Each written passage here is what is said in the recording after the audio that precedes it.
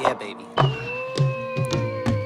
Wonder if all my bad decisions get accounted in the algorithms. No statistician could dissuade me from my bigger vision.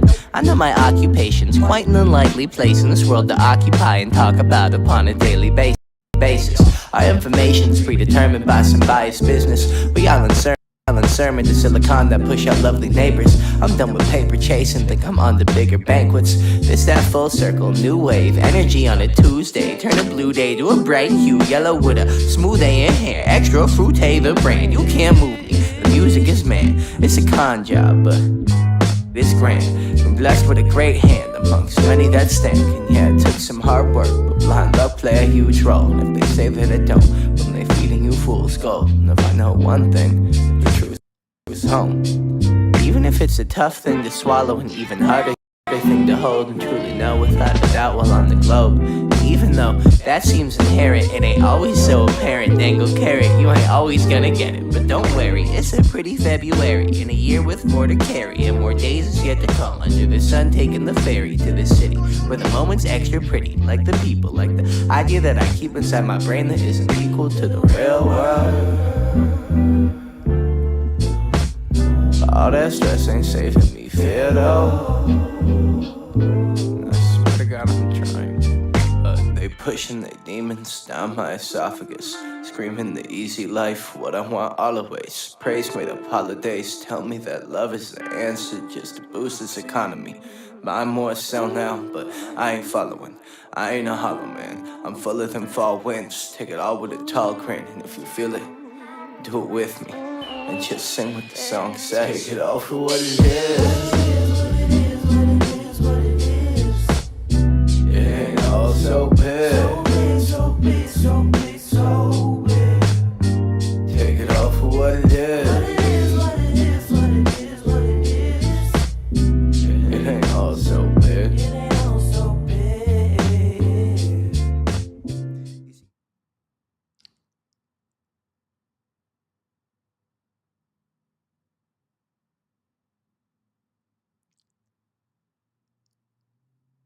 Hello, hello, hello. It's me, SB. Dearly beloved. Hey guys, I hope y'all having an outstanding Friday. It has been a very, very good week. I have absolutely nothing to complain about. And I'm very glad that I'm here with you all. We're getting better with this. This is our 7 o'clock in the evening Eastern time show. And I haven't been with you all on a Friday in a long time, seems like. We've been doing a little off here and there. But either way, I'm here with y'all tonight. And so I wanted to say hello, make sure you all are doing well. We got an excellent show planned for tonight.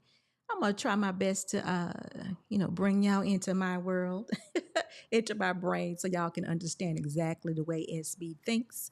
And we're gonna talk about those enemies against marriage. You know, they ain't got no experience. They tripping. I mean, yeah, we'll get into it in just a little bit. But before I get started, y'all know what I do. I always say hello to a few people. I always thank those who are on those other social platforms that support SB so much. They always are very much engaging. Those of you that are over on TikTok, thank y'all so much for following, engaging SB, going crazy at SB because all those things I say that y'all don't agree with.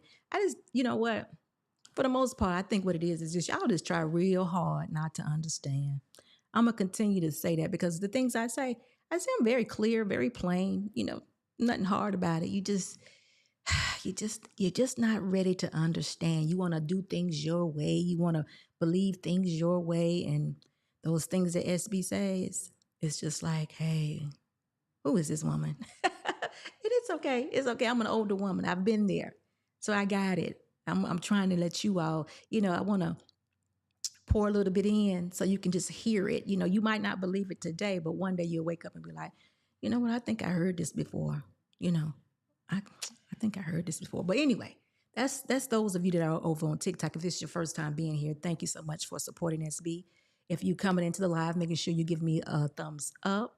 Also, make sure you subscribe to the channel. I thank you so much for doing that. Those of you that are on Instagram, same thing, y'all. I have a video on Instagram. I think it 2 million, over 2 million views. Oh my God. And they are still Y'all, I want to say it's been about 8 to 10 weeks ago. They are still going back and forth over this video. It's a short, Mr. Boss Spade, I think. Yeah, it's a short. And they are still going at it about that video. It's amazing to me. It ain't even that difficult. You know what? Half of the things they say I said, I didn't say. But we know how that goes. We know how that goes. They're not actively listening. They want to hear the part that gets them triggered. And all I got to do is say one thing and then they be they gone with it. But listen, whatever makes them happy, whatever supports their arguments or whatever, it doesn't really matter because it is what it is.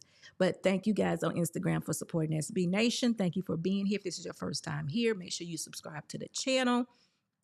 Make sure when you're coming into the live, you're giving me a thumbs up. I appreciate it so, so very much. I really, really do.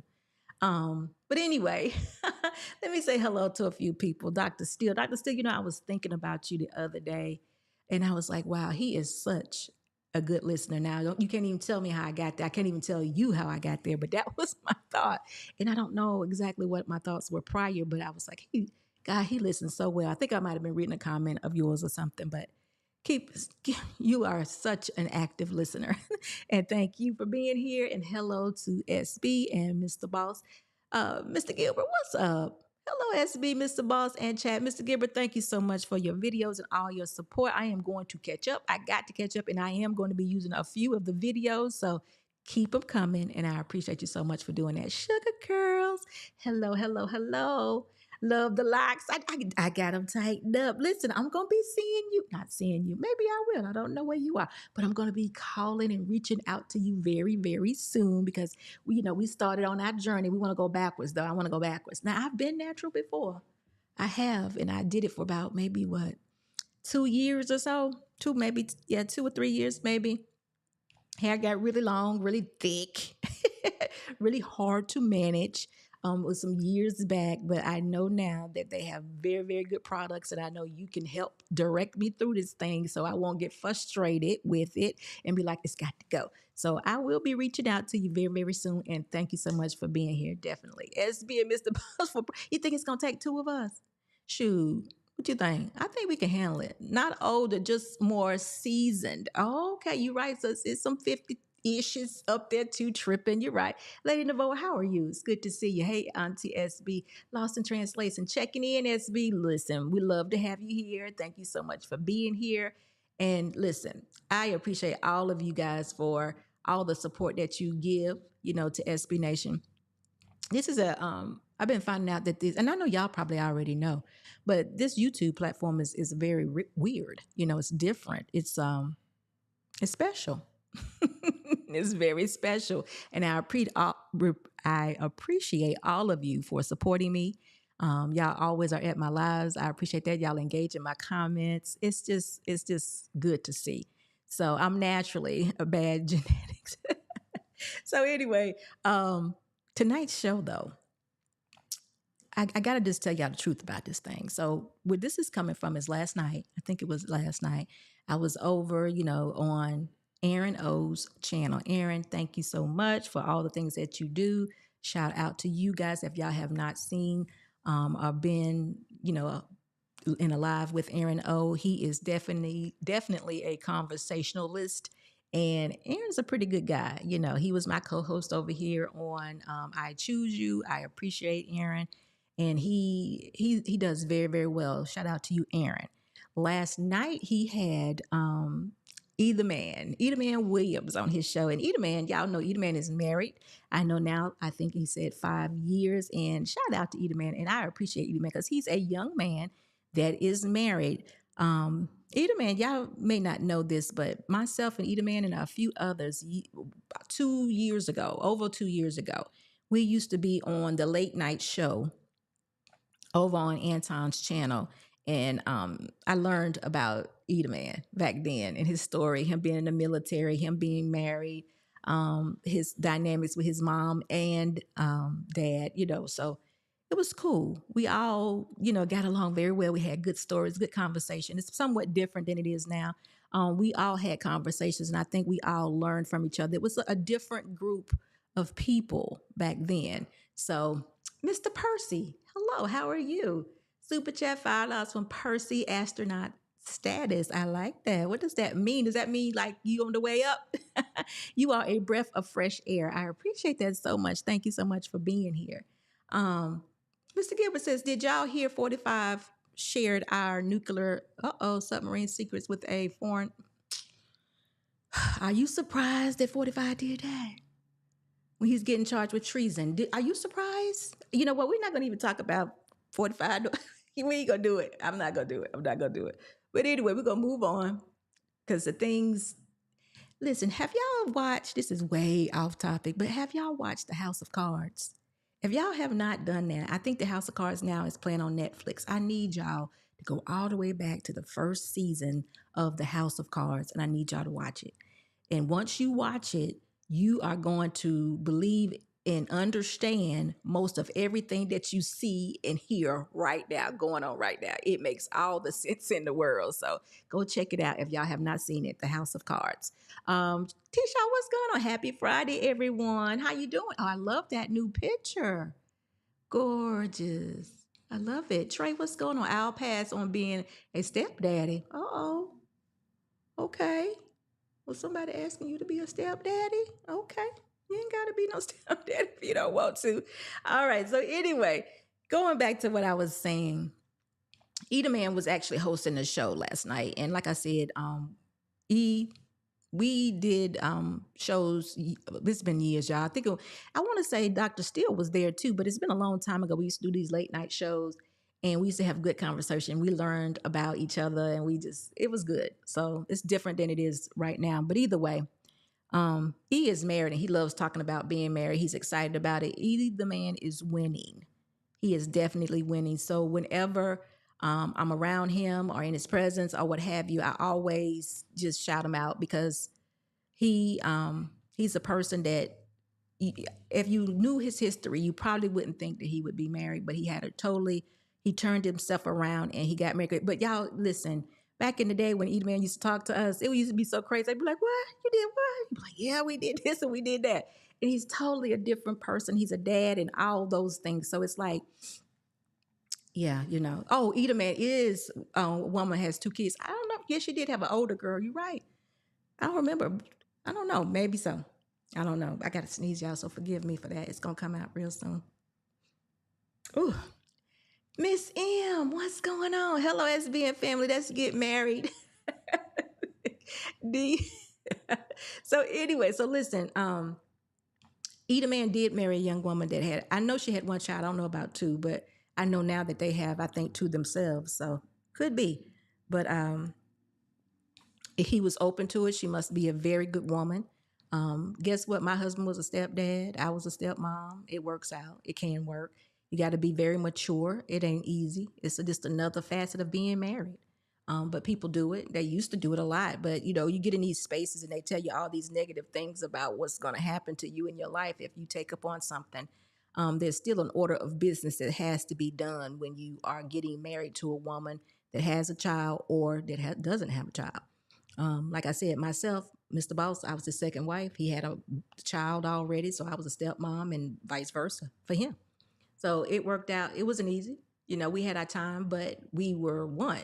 Me and Mr. Boss were one, and that was nothing that superseded that. And that was the way that you're supposed to attack that type of situation.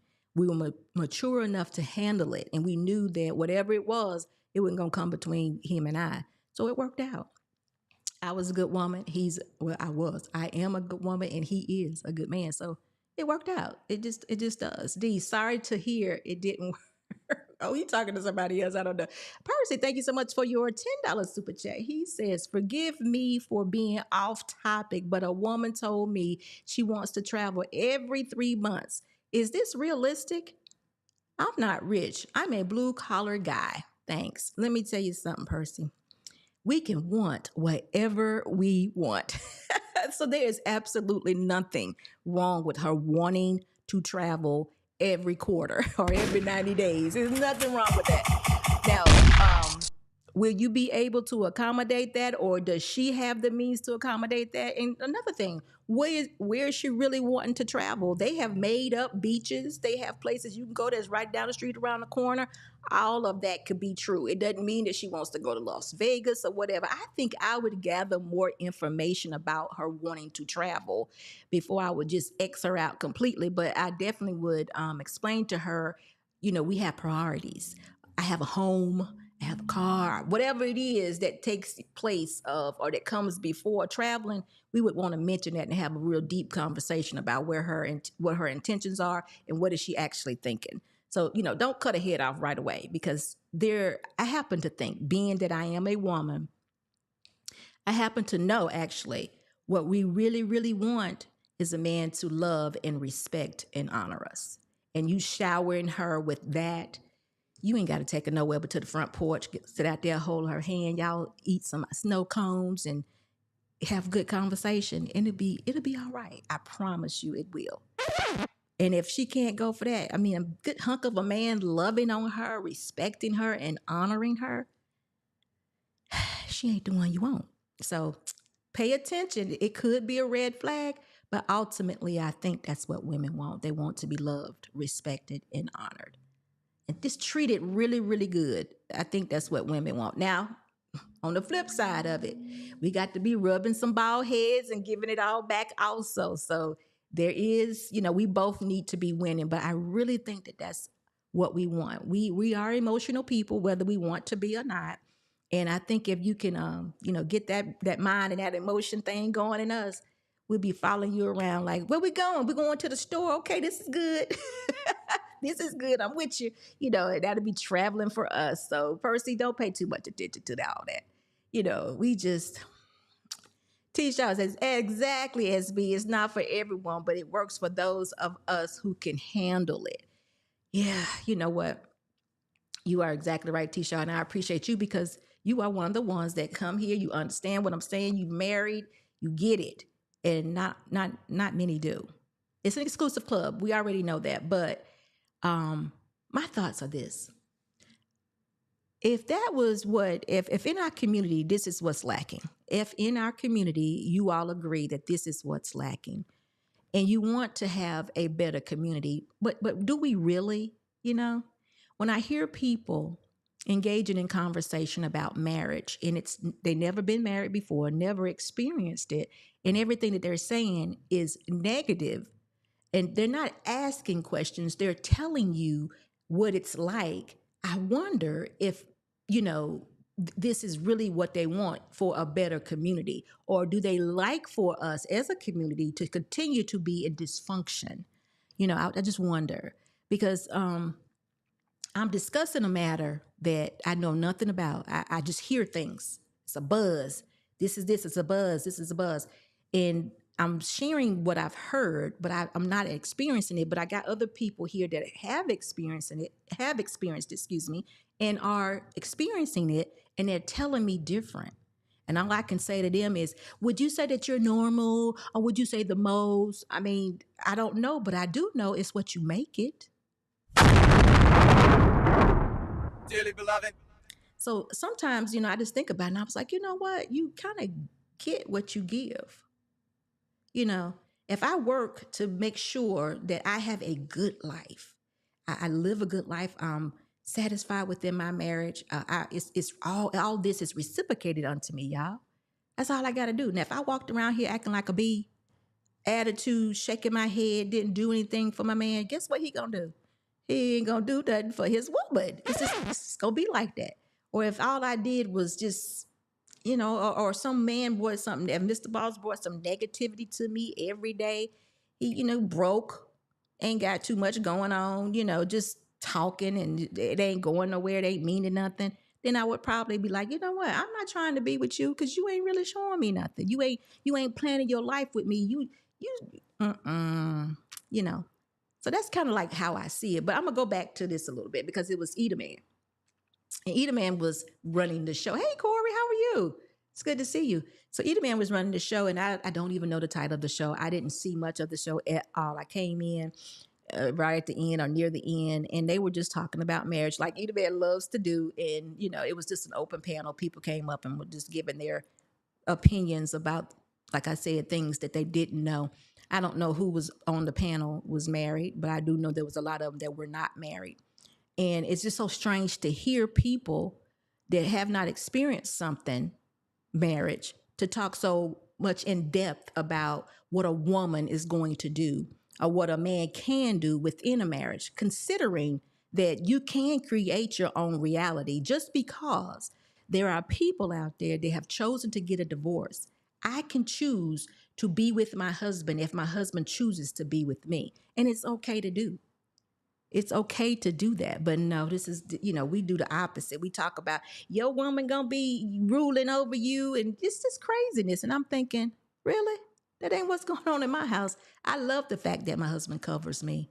I bet you had a woman you could cover.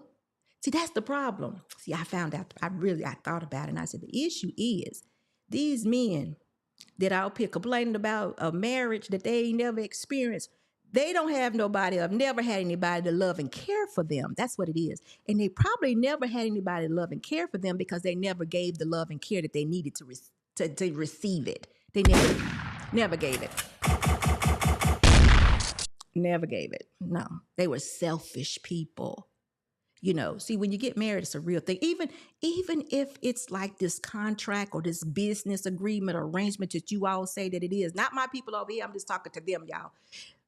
Y'all say that it's a business. You ain't even opened up a business. You never even, I don't know of a business that you've ran. If you've never even ran a business, how you going to equate marriage to being a business and being successful at a business when you've never been successful at marriage either? You ain't been successful at neither one of those things. They liars, bro. They liars. So my suggestion to people that have not experienced marriage, I would say, let's just work on relationship. How about that? Let's work on finding someone that I can care for wholeheartedly, and I can see them caring for me. But you know what? Number one requirement for that is the ability to love. And y'all know over here where that come from, right? Not everybody has the ability to love because they don't seek that. They self-seeking. They're all about themselves. And they actually hate the people who are on here that love the fact that they're married and love to be married. How about that? They really don't like us at all. and all that craziness that they be spewing, they really would say, I hope your wife walk out on you. I hope Mr. Boss walks out on you. I hope all these negative things on you so I can be right. No, you're going to be wrong and continue to be by yourself. That's where you're going to be. But it's just interesting to me. Now, somebody's going to say, I'm going to answer the questions for them. They'll be like, well, SB, you're talking about single people. Guess what? I was single. I was single for a time.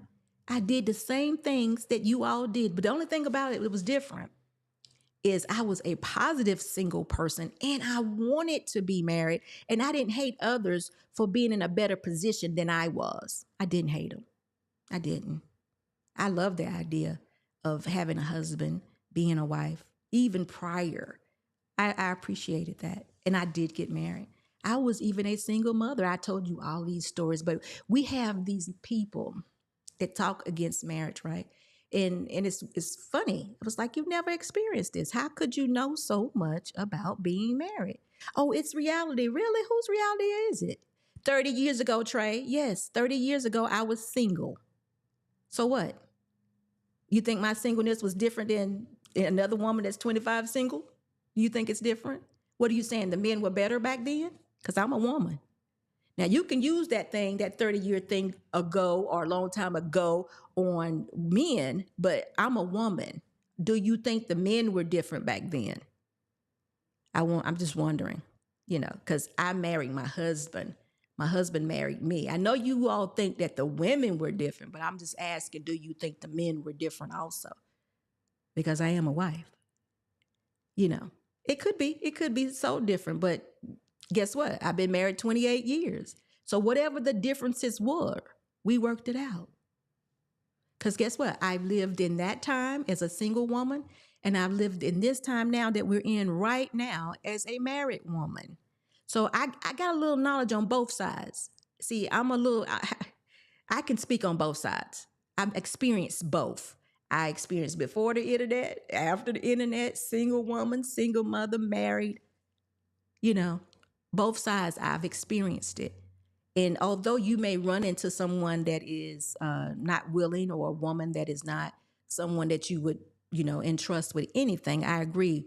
It was going on back then too. There were a lot of those back then also. There were a lot of men too that produced children, trash behavior, didn't want to commit to anything. None of that stuff is new. That part isn't. But guess what? You all now have so much access to so many men and women. What is the excuse? Is that the excuse? So many of you all? It's just, you just got swipe left, swipe left. Oh gosh, she good. Swipe left. What is it? You got too many to choose from?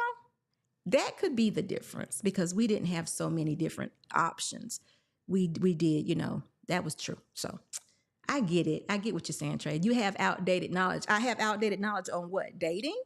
I don't speak on dating. I'm a single woman. I tell women how to become wives. That has never changed. But guess what? You didn't answer my question. I asked you, have men changed? Because I'm a wife. So are you telling me the men have changed too? Is that where we are now? Because remember, it's been always the women. The women ain't hit no nothing. That's the theory. The women are the ones that have changed. They're liberated. They doing this and they doing that. But I've never heard anybody say that the men have changed also. Samaya, how are you?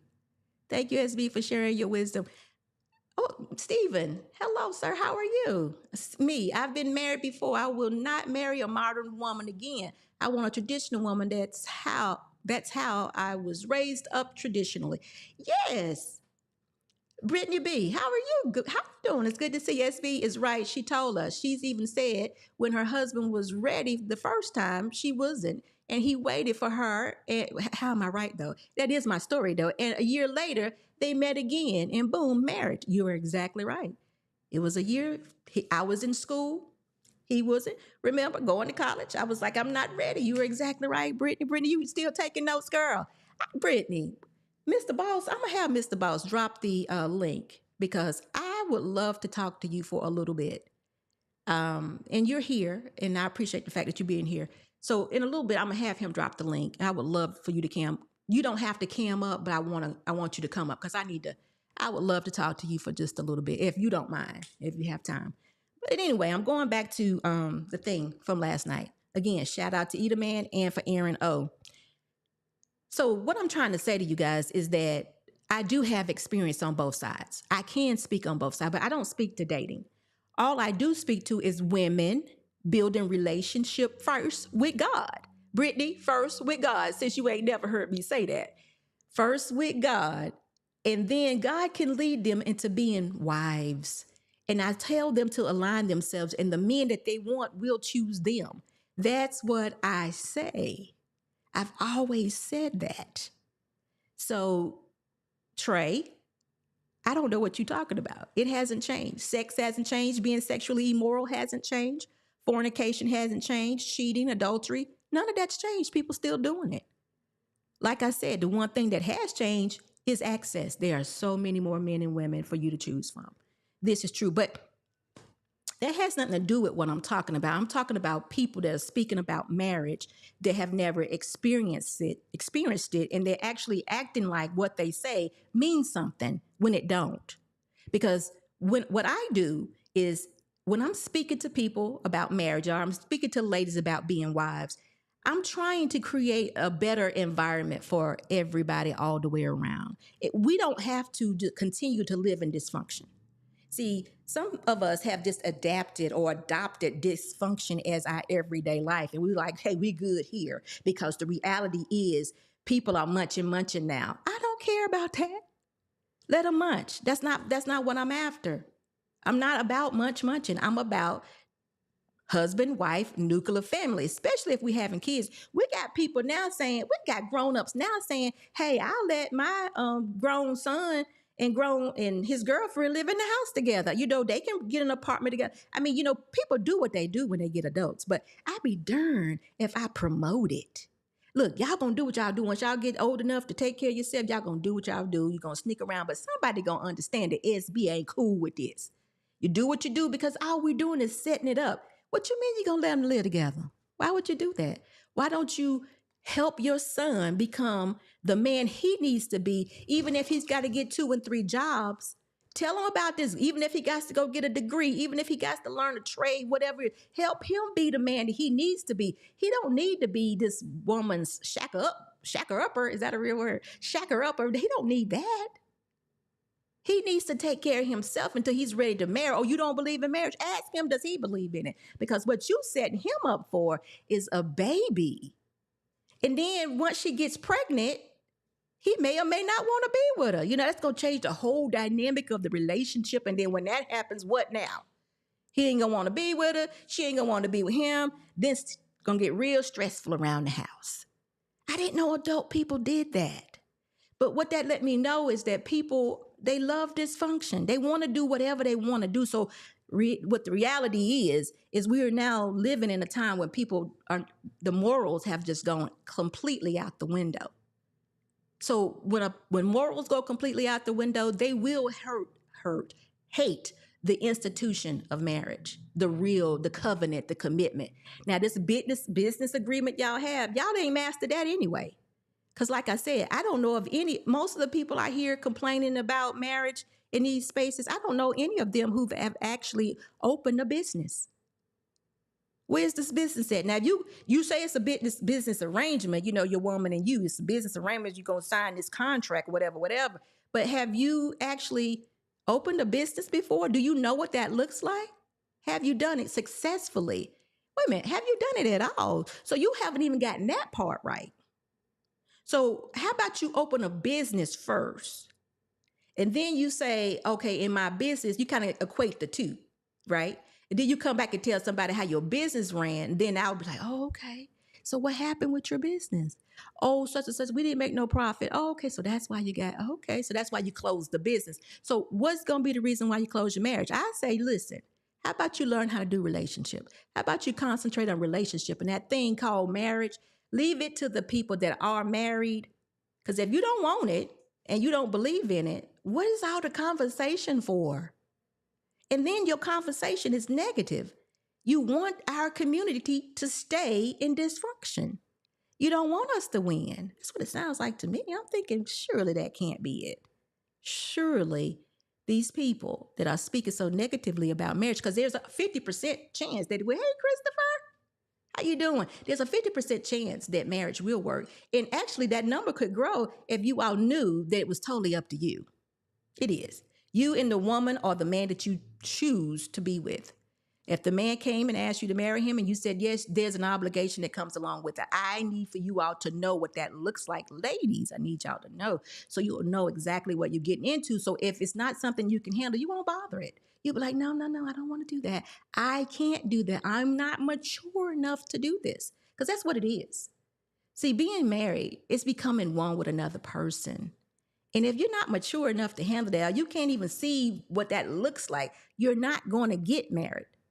You know, the marriage concept is going to be way over your head because you're not going to understand. It's always going to be mine and yours, mine and yours. And I'm trying to tell you, it doesn't have to be that way. There are women out there that want to have husbands. They want to love on them. They want to share with them. They want to build with them. They really do. There are men out there that don't want to live a chaotic, all this crazy life, cheating on his wife. There are men out there who want to have a good relationship with his wife. There are men out there that want to do that. There really are. And they're looking for wives and they want women to be there. They do. But in these spaces, we got to hear all this craziness from people that don't know nothing about being married. And then when you try to tell them something about being married, oh, you just this, you just that. Guess what? I got some examples for you. SB and Mr. Boss, 28 years. Tell me what I am and what I ain't. Oh, you'll probably tell me I'm lying. I don't have time to get on here and lie. I have results. And if I could trust you just a little bit, I would share my results with you, but I can't. I can't because I can't trust you. I can't. I wish I could. We wish we could, but we can't. So you're just going to have to believe me, or you can just say I'm lying. Who knows? Who really cares? I'm living this life. It don't really matter. Then we have newlywed people. I got to share this with you. I got to share this with you because I was just sitting back thinking like I always do, because you got this group of people over here, marriage, this is that. But then you got Jedi Mike and Tamika, newlyweds. You got Blooming Ebony and her husband, newlyweds. You got Cam and JB, newlyweds. All of those people have gotten married in the last 2 years, guys. And then guess what? Let me tell you some of the other ones who have woken up. You got JT and his woman. They're getting congratulations. Section 8 and his woman, congratulations. They all are getting married because they now understand that they can live a better life. Listen, if you want to be single, be single. Be single. But if you just wanting to be single because you ain't got it right yet, get it right. It's two different things. I don't know a woman that wouldn't love to have a man. Now, wait a minute. Let me say this different. There may be some women who have chosen to live alternative lifestyle. Hey, that's on you. But if you are a woman that wants a companion, I happen to think all you want is a good one. You want a good companion. You want a good man that will take care of you. You want a good man that will love and respect you. Somebody you can love and respect. How about that? Brittany say they was all on your show. The Standard. Cheeki Banter is the only one that is not married. I have no idea what Cheeky's doing. Yes, they were all on my show. They were, and they all are married. And they're all excited about it. Oh, let me give you some more examples. Hey, Section 8, you heard me call your name, didn't you? Bethany. Bethany is married. Bethany, we've been saying these same things for the last 2 years that we have been acquainted with each other. It's just so many people that are getting it right. We are not no more, what y'all call it, anomalies. We're getting it right. We love our people. We want to make it work. We want to be examples so we can stop living in dysfunction as our community. I ain't gonna call I ain't gonna put no labels on it. But Anissa, how you doing tonight? So this is what I'm trying to do, but you still got these people that don't know nothing about it, just talking negatively against it. So I'm just wondering, though, if we understand that this is the best way to be, and maybe y'all don't understand, maybe that should be a conversation. Maybe we should have a long, detailed conversation on the benefits of marriage. And then they're going to want to talk about getting a divorce. I really do want to talk about getting a divorce. I do, because it doesn't have to happen. It don't. We could do death do us part. We could do what those vows say. But I would love to know from those that don't want to be married. I want to know what's keeping you. What is it about the vows that you read that you feel like you can't do? Because remember, marriage did nothing. You're the person that's failing. And I said it. You're the person that's failing. Now, I got some people that have gotten a divorce. Corey, you over here. I'm not talking about you because Corey's already did it. He tried it. I'm not talking to people who have been in a marriage before and are divorced. I'm talking to the ones that have never experienced a situation. Now, we can all make a bad decision. Don't get me wrong. We can marry and be in relationships with the wrong one. I was there. And I'm so glad I didn't take that final, leap and marry that person. I'm so glad whatever happened. I'm here now. But I'm talking about the ones that have never done it. Y'all talk about marriage more than I do. I'm into saying to ladies, now, I'm hoping that there's somebody over there speaking to men and telling them, hey, look, this is what it looks like to be married, be successful at it. This is how you carry yourself as a man, and you can find you a good woman. You will attract this type of woman. But I got to tell you something. If you're selfish, if you're negative, if you're planning for the divorce, a woman will not be submissive to you. A woman won't be with you. And if she does, she's only with you for what she can get from you. Lost in Translation says fear of themselves. Could be. Trey says a lot of men are selling for undeserving women for sake of being married. I'll pass. See, again, that's you talking. How do you know what these men are saying? How are they selling? If a man decides he wants to be with a woman, that's who he wants to be with. We talk weekly, not recently, but every quarter we bring up, what's his name, Russell Wilson and Sierra, and everybody talks about how he settled for her. That is his wife. They are married. He does a lot of things that we kind of question a little bit, or she does a lot of things that we kind of question a little, but they're still married. She's supposed to be undeserving, maybe so, but that is his wife, that is his choice. How can we say that he's settling? That's what he wanted. That's what he wanted. What's the other fella name? Jada and Will. Again, those people are married. We see what we see, but we're not in their home. We don't know what's going on. They're still married because they could have gotten a divorce. Jenny Mai and Jeezy just showed you how easy it is to get a divorce. So they could have done that, but for whatever reason, they're still married. And we're still talking trash about what's going in their house. We don't know. But they're still married. So who's to say who's settling? Well, you got what you got. If you asked a woman as a man to be married, and she said yes, you had to be the one asking. How is that settling? And you know what? What are we really kidding now? Because there are several men out there who got 2 and 3 kids who can get a wife. Did she just settle? He had 3 kids. Did she? If she did, that's who she wanted. She was willing to take this. This was good enough for her. Maybe she saw something in him. I don't know. Women always reserve the right to change their mind, and the government incentivizes them. I'm not talking about women that's on the government. I'm talking about women who could be career women that still want to be wives. I'm talking about women who want to align themselves with God, and they want a marriage that equals covenant and commitment. That type of woman. I'm not talking about a woman that wants to be incentivized by the federal government. I'm not even talking about a woman that got a bunch of kids. I'm talking about a woman that you would see fit to make your wife, and she wants to be in that position. That's the woman I'm talking about. So you could quit with the talking points like you try. You could stop with the talking points, and we could just have a conversation. Because y'all beginning to think this is you and not the woman. Because this settling thing, what is that about? If a woman got with you, she might say, you know what, Trey's an outstanding guy, but he got 3 kids. Or I don't know if he got 3 kids, Trey. I'm just saying. She might say that. But if she decided to be with you, she's accepting you and them 3 kids. Would she be selling? No, because she wanted to be with you.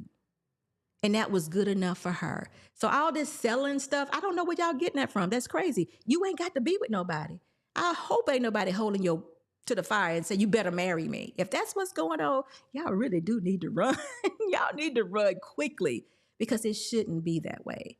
Being married to an individual should be something that you choose to do.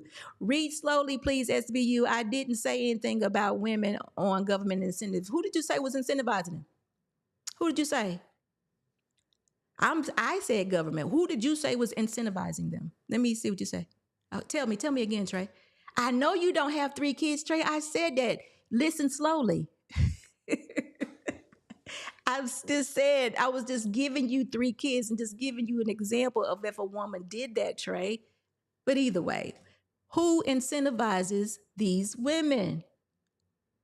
Who does that? Government sensitive. Who, Trey? Who does that? Tell me who, what did you say? Forgive me if I said it incorrectly, but I want to know who's incentivizing these women. You know you got to choose who you marry. Lost in translation, tell them to stop tripping.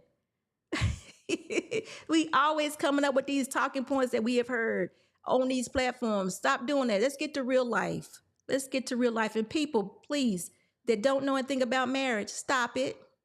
Stop talking about it. What we're trying to do is have a community. We're trying to build nuclear families. We're trying to actually put our children in environments where they can really, really thrive and be good people. We don't want our kids out looting, stealing cars, breaking in cars. Oh, God, y'all, kicking in your front door, fighting the police. We don't want our kids to grow up and be those people. So the best way to do that is to give them that balance. So can we do that? Can we actually think bigger, think outside of the box, think about more than just ourselves and make it happen? But I realize that when I hear people talking negatively about marriage, they are very selfish people, and they have no idea that they're selfish. They really think it's about money. They really, really do. And guess what? I hope they find a woman and say, keep your money, put all your money in a box. I want to be with you. And then what? I want to know what that next response would be. Would they be really, really scared? Be like, what you mean? Put your money in a box. I don't want your money. I have my own. I like you. I like the man that you are. I like the way you show up. I like the fact that you're motivated. I love you. I want to be your wife. I don't want your money. Keep your money. My dad left me all types of real estate and money. I want you. Then what they gonna say? Hey, look, she gonna catch him off guard. They gonna be like, huh? They ain't gonna have no talking point for that because guess what? She met all the right boxes and she checked all of them. So, it's amazing. So guess what, people? The whole point of this was if you're married, if you're not married, sit back and listen because it's impossible. I shouldn't say impossible. That's kind of absolute. It was very difficult for you all to know and be able to see what it is like to be married if you've never been married before. Your mind is not one of a married person. Married people think totally different than those people that are single. We see things totally different than the ones that are single. That's one reason why I say to women, you may have to lose them single girlfriends because even though they may be friends of yours, been friends for the last 20 years, whatever circumstance may be, their whole life is different. All they have to think about is themselves. You have a man and a family that comes first. Excuse me, y'all. So you want to make sure that you're thinking about them, your family. And that's why I say that. Now, for some people, that is a very difficult thing to hear. I've been friends with her. She a good girl. She respects my husband. She does. I understand. I understand, but understand y'all are two different people. The thought processes are so different. Like I said, there was a whole TikTok video that came out where the woman's friend said, "Hey, let's go to lunch." Or after lunch, they was going to go shopping. And the friend said, "Come on, girl, let's go ahead and go." And she said, the wife said, "No, let me just call my man." "Oh, you ain't got to do that. He good." There you go, right there. That was a prime example how this girlfriend meant no harm. She really, really didn't. She had no idea the influence that she was putting on her married girlfriend. She didn't know. She just wanted to go shopping with her. She wanted to spend time with her. They were enjoying each other's company. But guess what? That's not the influence that you want to have. Now, if you're going to hang out with single people, make sure that you're the one that's in control of the situation. You make sure that they're following you and what you do in your role, in your guidelines. If they can't do that, yeah, if you ain't the one leading the crowd, you don't need to hang out with those people. It's the same thing on these platforms. If you're a single person, don't be trying to speak life. I ain't going to say life. Don't be trying to speak death onto married folks and telling them what's going to happen in marriage and why they shouldn't do it and all of that. I would love to go down a line of a person that has been divorced, honestly, and they tell me exactly how did they lose, what did they lose, how long they were married. I don't want full details of the marriage, but I want to hear everything. I want to know how the wife, where she worked, did she contribute? I want to hear those things, and I want to see how in the world, if a person has been married 10 to 15 years with a woman and they've been building together, if they divorce, if they should divorce, how is it that this woman is not entitled to 50% of whatever? I need to see and hear how that is not fair or how that doesn't work. Somebody got to tell me something because I'm saying, I've been spending my whole life, the last 28 years of my life, I've been building with my husband. So if my husband were to tell me that you can't have 50%, I'd be like, well, I will just take you out right here. What you mean?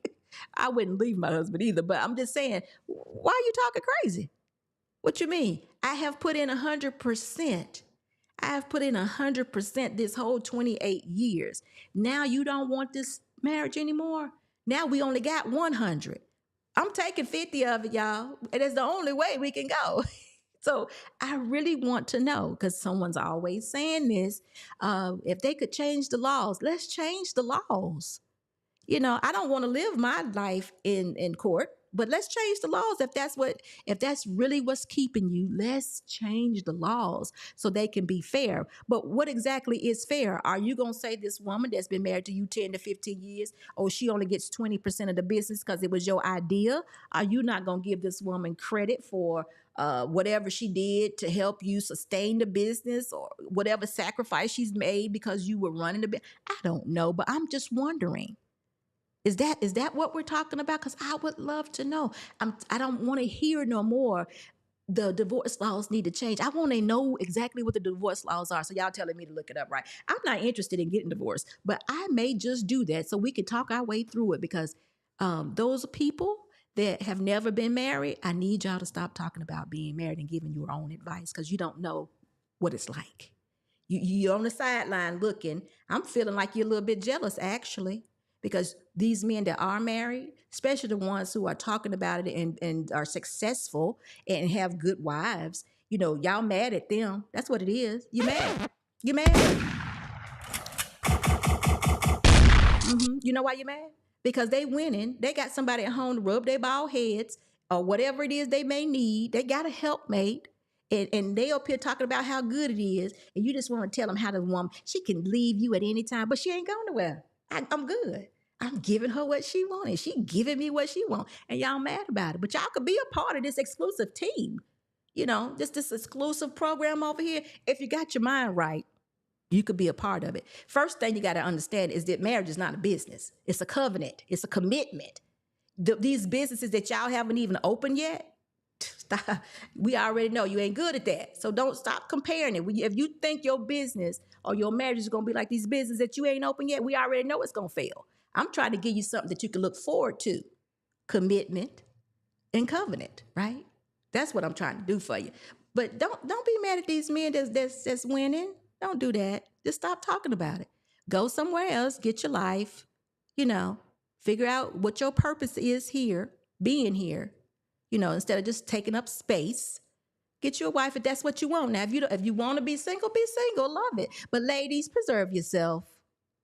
Preserve yourself, ladies, because it's time out for you to giving yourself, all your value to men that don't want nothing from you. All they want to do is a good release. It's time out for that. If they want to be married, if men want to be married, you put in the work to figure out what it's like. Start with relationship. Start there. What we got here? Hey, Christopher. Trey says over 50% of marriages fail. Yes, it's like you're just ignoring that. No, I think you are. Trey, I really think you are ignoring 50% of the marriages fail because I'm talking about the 50% that didn't fail. That's what you mad at. You mad at the 50% that didn't fail. And I'm telling you about the 50% that did not fail. Are you going to ignore me? Anton Daniels tells you about the 50% that did not fail. He's talking about that. He's in that number. Eda Man Williams is telling you about the 50% that did not fail. He's in that number. Who that's married or has been married recently that I can actually relate to that are on these platforms that is telling you about, they're in that 50% that failed. Give me one. I ain't talking about no single people. No. You can't tell me nothing about a single person that's never been married and them failing. I want to know about somebody that was married that is in the 50% that didn't work. Because everybody that I'm naming to you, you can actually almost go to their channels right now and they'll tell you how they're a part of the 50% that is winning. And you're just ignoring that. Why? Well, you know what? This is funny to me because why wouldn't you want to be on the winning team? You got what it takes. All you got to do is get your mind right. We got T. Shaw. She's on the winning team. You and T. Shaw go back and forth all the time. Anton is an anomaly. Why? You an anomaly if you want to be. Because guess what? Anton created that. He married a virgin. And what? Guess what? You could be one too. Whatever you want your man. If that's the case, I'm an anomaly too because my man married a woman that had a baby. Y'all, ain't that what y'all putting out now? Don't do that. Don't marry a woman that has a child. So guess what? I'm an anomaly too. But this is what we make it. Your life is what you make it. Your reality, that reality you're talking about. You said Anton's an anomaly. He married a virgin. He's a special case. Yeah, you can be a special case too. Are you not feeling special? Coach Greg Adams, yeah, and he's a very angry man. What did Coach Greg say? He's against marriage now. So you said Coach Greg was married? I don't know nothing about him. So you got to tell me. Coach Greg was married and he is not married anymore. Fresh and Fit, they've been married. Fresh and Fit was married? Really? Tell me something, because I ain't know that. Again, you got people that are talking about something that they know nothing about, blowing people's brain out. Got girls in there, little girls in there crying, just crying. Them girls know they can get a man. Them girls know they can get a man. They be in there crying. Fresh and Fit be done told them, ain't no man go want you. I'm going to go in the candy store. Hey, which one you go pick? They be in there crying because something Fresh and Fit said. It was Fresh and Fit married. And Fresh and Fit has not been married. Again, that is you all following somebody into the darkness. They don't know what it's like. I don't know why that's so hard to see. But again, if you want to follow the 50% that has failed, It's okay. They know what it's like, but they failed at it. They still know what it's like. I'm telling individuals, you follow the 50% that is enjoying being married, that likes and love their spouses, that is willing to tell you that it's positive, but y'all look at me and tell me y'all lying. Lying about what? What do I have to gain to see Trey win? What? What? What would I gain to see you win? You already in the comment section. What? I don't ask you for no money. What? What would I have to gain? I would just love the fact that Trey was a husband. Fresh and fit, fresh from, oh yeah, he did. The African guy, he did. But you know what? He said his mom, if I can remember, he said his mom told him not to marry that girl. Seemed like there was some red flags about her. But again, I've never heard him speak really negative about being married. So I don't know. But I do remember him saying that. But I think he also said that his mother told him not to worry, not to marry that young lady. Seemed like it was something going on about her. I think I heard that a while back, Trey. Thank you for that, Trey. But I don't, I've never heard him speak negatively about marriage. Do they? I've never heard him do that. Now, I've heard the other one tell the girls that they were undeserving. They didn't deserve to have a good man and make him cry. I know that, but, who knows? I'm not following either. I'm looking at the whole picture. I can't accept 50% that are married and ignore the 50% that are divorced.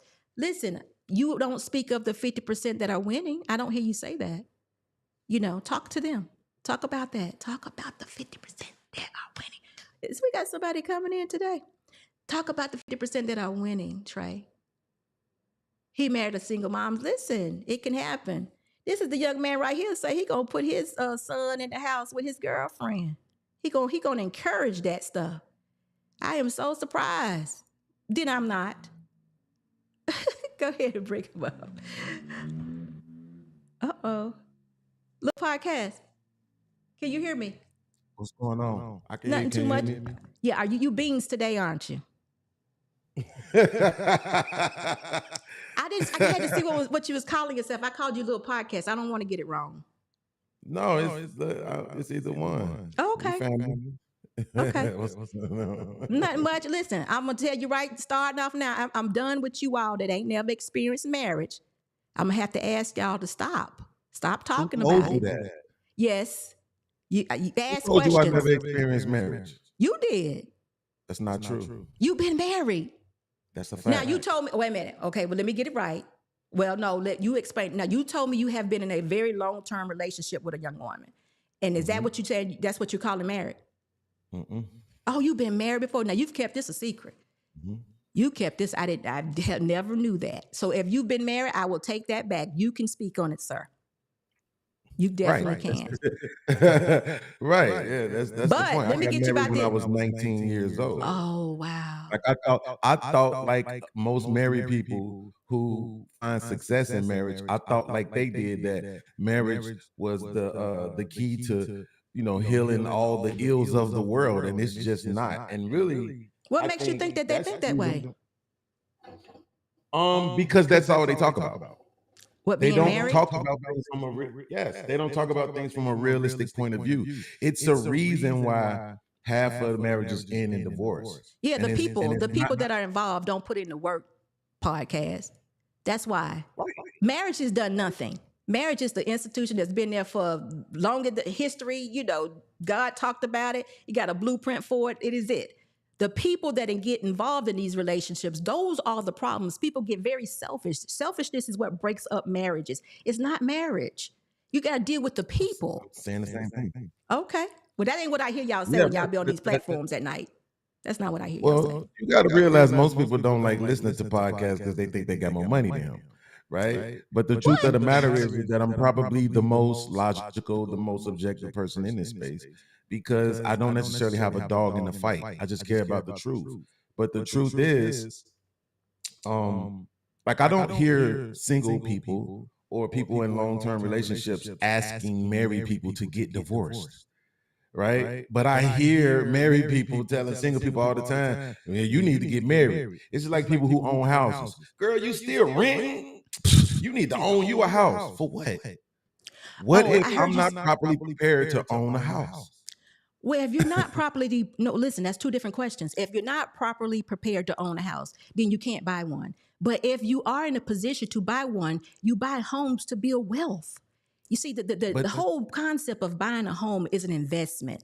What you want to do is to plan for you want to forecast this thing. You want to be like, if I live to be 65, or I live to be 70 or 80, and I got any kids, I want to leave them something. So you want to forecast your life because you don't want to work hard all your days. So if you buy a home, you pay it off in 15 years, then all the money you make from whatever you're doing, from whatever job you're working or whatever, you take all that money and you invest that in money in some kind of mutual fund or something that's going to yield you some kind of profit. And then you just relax when you get 55. That's why you buy a house. That's the reason. It's wealth. We understand. We understand that there are reasons why you buy a house. Oh, but every year, every year, thousands of people go into foreclosure. And the majority of those people that go into foreclosure do so because they bought a house just so they could say they weren't renters. That's not a good reason to buy a house, nor is it a good enough reason to get married just to say, I'm not single. Or I'm not shacking up, right? Because this is the thing I want to ask you. I've been wanting to ask you this for a while, as a matter of fact. I read a story. A young lady put a post up. She was talking about her mom and dad. And she said, after 40 years of marriage, my mom and dad had to get divorced, right? They still together, but the reason why they got divorced is because the dad has hundreds of thousands of debt, medical debt. And if he dies, then it falls on the wife. So my question to you is, yes or no, should they have stayed married?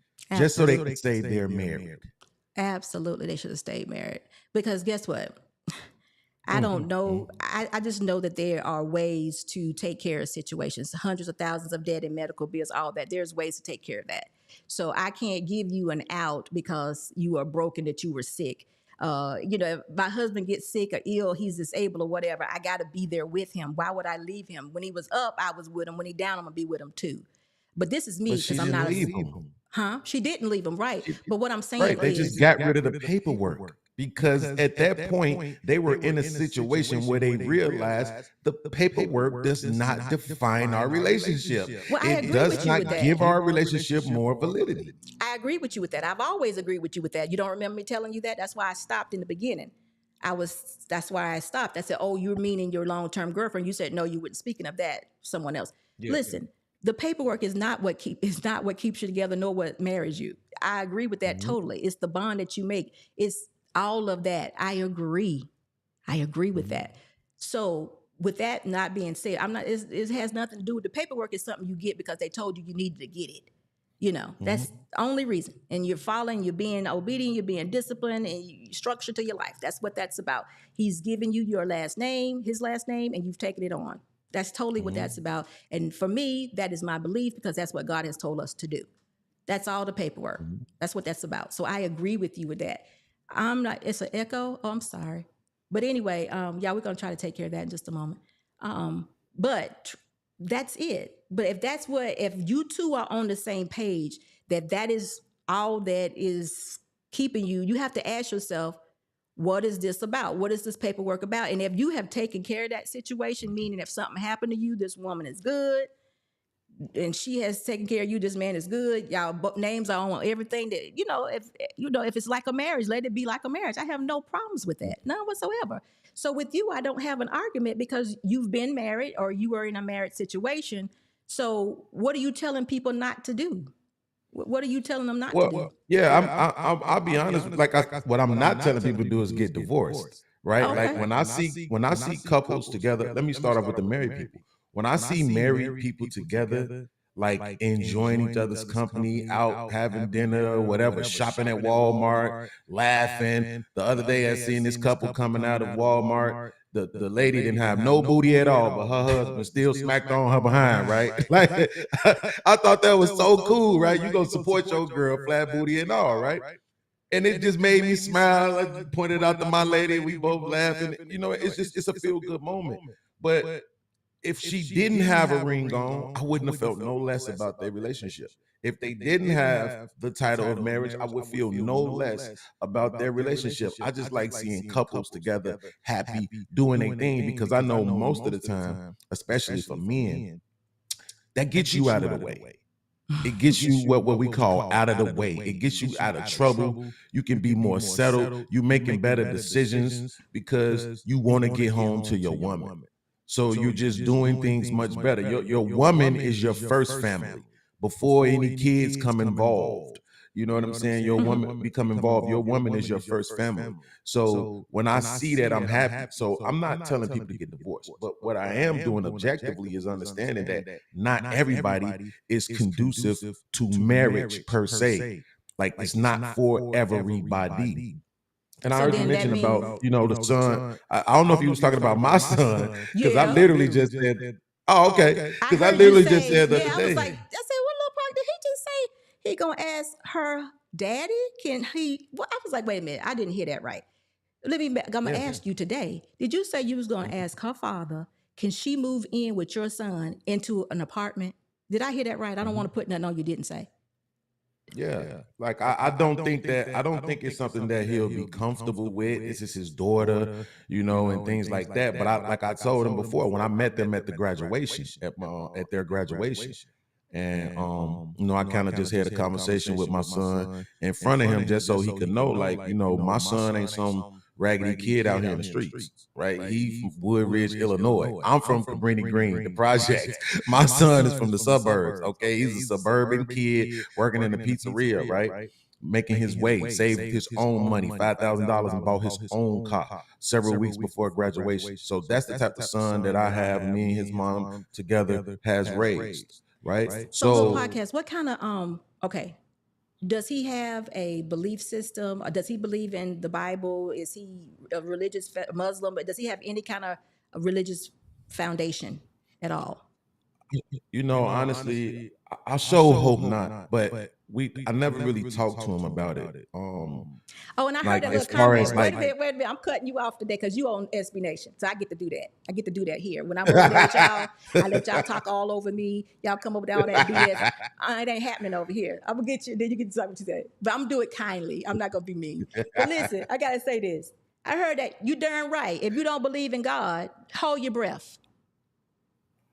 Hold your breath. See what happened to you. Go ahead. See, guess what? I started to say something mean, but I'm not a mean person. But yeah, that's what you should do. Mm-hmm. Hold your breath and see. You have to give reverence for where reverence is due. But if you don't believe in God, then me having conversations, you are a logical person. You and I have conversations all the time. I don't have an issue with it. But there's some people I can't have a conversation with because I have a belief system that is my foundation and it carries me. So everything stems from that. So we will never see eye to eye.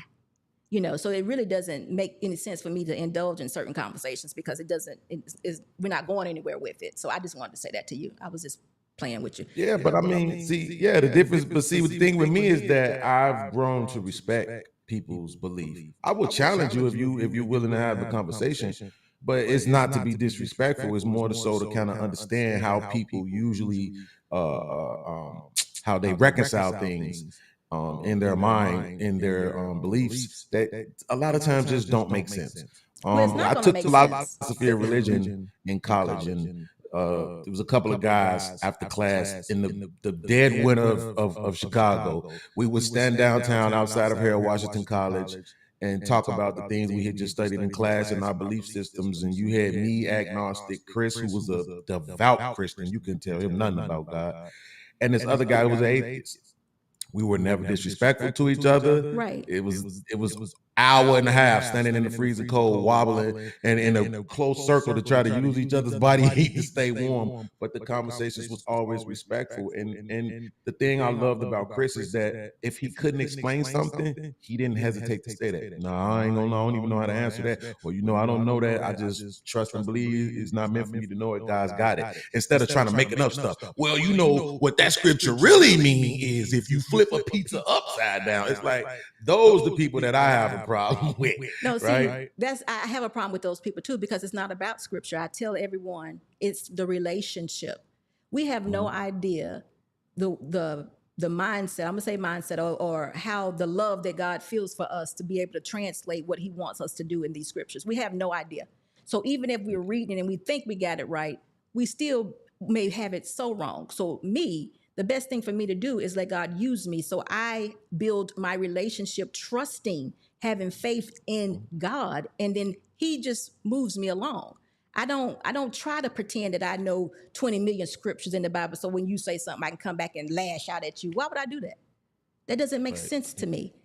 I can allow him to use me with my daily better than anybody remembering a whole bunch of scriptures. Now, I think that's fake. I really do. But people do what they do, and however they trying to reconcile their lives to be okay, let them do it. I don't worry about that. I just know what's real to me, and I know what confirms itself to me daily, and that's why I do what I do, and that's why I speak the way that I speak. So that would Yeah, maybe. I think that's fair because like I say, everything is not for everybody, right? Like it's even with the situation with my son, right? My son, his mom is moving to Atlanta. He doesn't want to go. He's all in love, want to be with his girl, want to stay where he's familiar. That I understand that. So he might have a couple of options, but do you know the thing that would make the most sense for him is that the woman who he's chosen to love and wants to be with and all of that and have a family with, hey, they can get together now. Why not? If they do it now and they just so happen to fall, right? Well, we'll be there to pick them up and get them right back on track. Versus they're waiting till they're 30 years old, which is the average age for the first marriage in the Black community, and then now you fell into your 30s. There's no guarantee dad will be around then, right? There's no guarantee mama be around then. So take advantages of the opportunities that you have now. And as long as they go into it with the mindset, like it's the video that I said I'm gonna sit down with him and his girlfriend and show him of this couple. Unfortunately, it was a Black woman and a white man, but they got together when they were 17 years old, right? They went to college, they built it up, they was together all the way and for like 6-7 years into their 20s, and then they got married, and then 2 years later they had a kid. So they was together for almost 10 years before they started procreating. They did it the right way. They got together early, built up, secured themselves as a family first, and then started reproducing. And to me, that's the smart way to do it. And I don't think that you have to jump right into the piece of paper, because there's expectations that come along with that and more pressure that come along with that piece of paper. I mean, if you think that way, then why can't we live separately as two adults, mature, and then when we get to a point where we are mature enough to handle what that piece of paper represents, then we come together. Why are we playing? And this is my belief. We don't need to play house on the way up, because for me, I think women lose playing house because we give away our value. She's giving away everything. She's giving away all her value and her virtue. And I'm not talking about her being a virgin. I'm talking about her high moral standards. For me, that's fornication. To me, that's immoral sex, because I have a belief system. Now, if they don't believe that, then they do what they do. But I happen to think if we're doing things decent and in order, that situation is being blessed. And if we do anything outside of that, we are hurting ourselves, because this is not what God ordained us to be. It's not our purpose. We were supposed to be together as a married couple and then procreate. But people do what they do. But I get what you're saying. And, I mean, he's going to choose, or they're going to choose. But I just think for a woman to give herself that way. Now, if for some reason they're making some type of agreement or some type of covenant and commitment, no paper, and they're saying, this is what we're going to do, I'm going to be with you to death, and he said that to her, and she can believe in that, if she can believe in that, then I could see why she would want to be with him. But just to say we just boyfriend and girlfriend, and we in here, we screwing every night, I'm cooking for you, we're cleaning for you, I'm paying 50%, you paying 50%, that's crap. Ain't nobody doing that. No, that's not how it's supposed to be. I want my man to lead me. I want my man to lead me. I want my man to be, I want him to have a plan. I want to be like, yes, babe, I really do. No, that's 100%. And I can be honest, we didn't raise some guy with a super duper plan. That's why, I'm still in this corner. I'm still walking my son down, his path. But at the same time, what I'm saying is this, right? Logically, That's what I'm saying. I'm not my religion, my faith, whatever it would not come before my logic. There's no way I could ever do that, which is why I'm agnostic, because there's no way I could put what this book says or what some preacher told me over what makes sense. The reason why it makes sense for them to do that, because in the real world, the biggest reason why people are supposed to get married is because of the fact they're supposed to be building towards something, right? It's always building wealth and all this other stuff. It's cheaper when it's more than one person living in a house together, instead of her having rent, him having light, him having her having light, all that. They can have one set of bills. Not to mention, he's already in a unit with his name on the lease because he lives with his mother. So if his mom leaves, the apartment is already there. It's already in his name. All she has to do is move in. And then at this point, like you always say, one pot, we can take care of the bill. Now, I do believe, because my mom raised me to believe that when you the man, you should at least cover the rent or pay the majority of the rent, because it stipulates that you're the head of the house. I just rock with it. You know what I'm saying? It's not really logical. The bills is the bills, but okay, I rock with it. But at the end of the day, because his girlfriend is from a Hispanic background, I hate to say it, but I just believe that she will have she would be more of a proponent of family and building and understand what that means, and won't think like everything has to be on my son immediately right away. I'm pretty sure she has her own plans and is looking forward to going to school and all that other stuff that she's doing too. Which is why I'm gonna, when I go up there, I'm gonna sit down and have a conversation with them about it. But that's the point. The reason why it makes sense for them to do it. Well, if you're gonna be hanging out and doing all this other stuff now, do it the right way. Get together and actually build something together. Build that bond. See what it's like to live with each other. You might not like it. And here's the kicker. They've been together for over a year and a half. They've never had sex. So that shows me that they're disciplined, right? Now, maybe that'll change if they start living together. But at the same time, they've still shown a level of discipline up until this point. And I just have faith in my son. And I met the girl. She seems like a pretty cool person. You know, it's cool that you're walking this out with him. And my goal is this, is that we have been living as a Black community, in my opinion, in total dysfunction for so many years. I can't even, almost darn forever, for a very long time. And the dysfunction is so great that we can't really see that we're in dysfunction. It's become the way we do things. And we've said, okay, this will work, this will work. I'm saying, I agree with the fact that you're saying that, you know, it's easier to have two people in the house together doing what needs to be done. I agree with that totally. But it needs to be one pot. You know, money going in one pot. Your son needs to be able to know that you are the person that is going to be responsible for all this. But she's going to be your helpmate. She's giving it all to you. I don't believe in nobody holding back. If he doesn't have enough money to take care of himself, he don't need to take on this woman. He has to be able to take on himself, and then she would be like an asset to him, because otherwise he gonna get tired. Most of the time, a man would get tired, and he'll feel like he's doing all the work if she's sitting back and they're not growing, So that's why women should put all their money in one pot. You need to be an asset to your man, but he needs to know that. He doesn't need to rely on her, but he needs to know that she's there for him. And whether they get the piece of paper or not, the concept is still the same. You still have to give reverence where reverence is due. Whether we could follow it, we don't have to acknowledge anything, but we still following that mode of operations, because that's really what works. Anything else that we do, we get mad at. We get mad about it. You have women in the grocery store, men in the grocery store sitting back, the grocery bill here, the woman waiting for somebody to pay for the groceries. They be sitting back, be like, who gonna pay for it? Give me $5 more. What do you mean? What is that? A woman shouldn't have to operate like that, and a man shouldn't either. Put your money in one pot. But it's like, one pot? What's that? Nah. What you trying to do? What you trying to get away with? Either you want to be married and in this relationship or not. But if you don't want to be in it 100%, please leave it alone. You know, that's why I get married. That's why I got married. That's why my marriage works for me, because I'm 100% in my marriage. I want it to work. I don't want this over here working at 100% or 85%, and then I got 15% out there in the street with the sisterhood or with this man. I'm sneaking around with him. That's not life for me. That's why it works for me. That's what we're trying to teach. You know, that's what I'm trying to teach other ladies. This is how it works. You got to be 100% in. I want men to know, look, y'all 100% in. Most women will give you 100% back.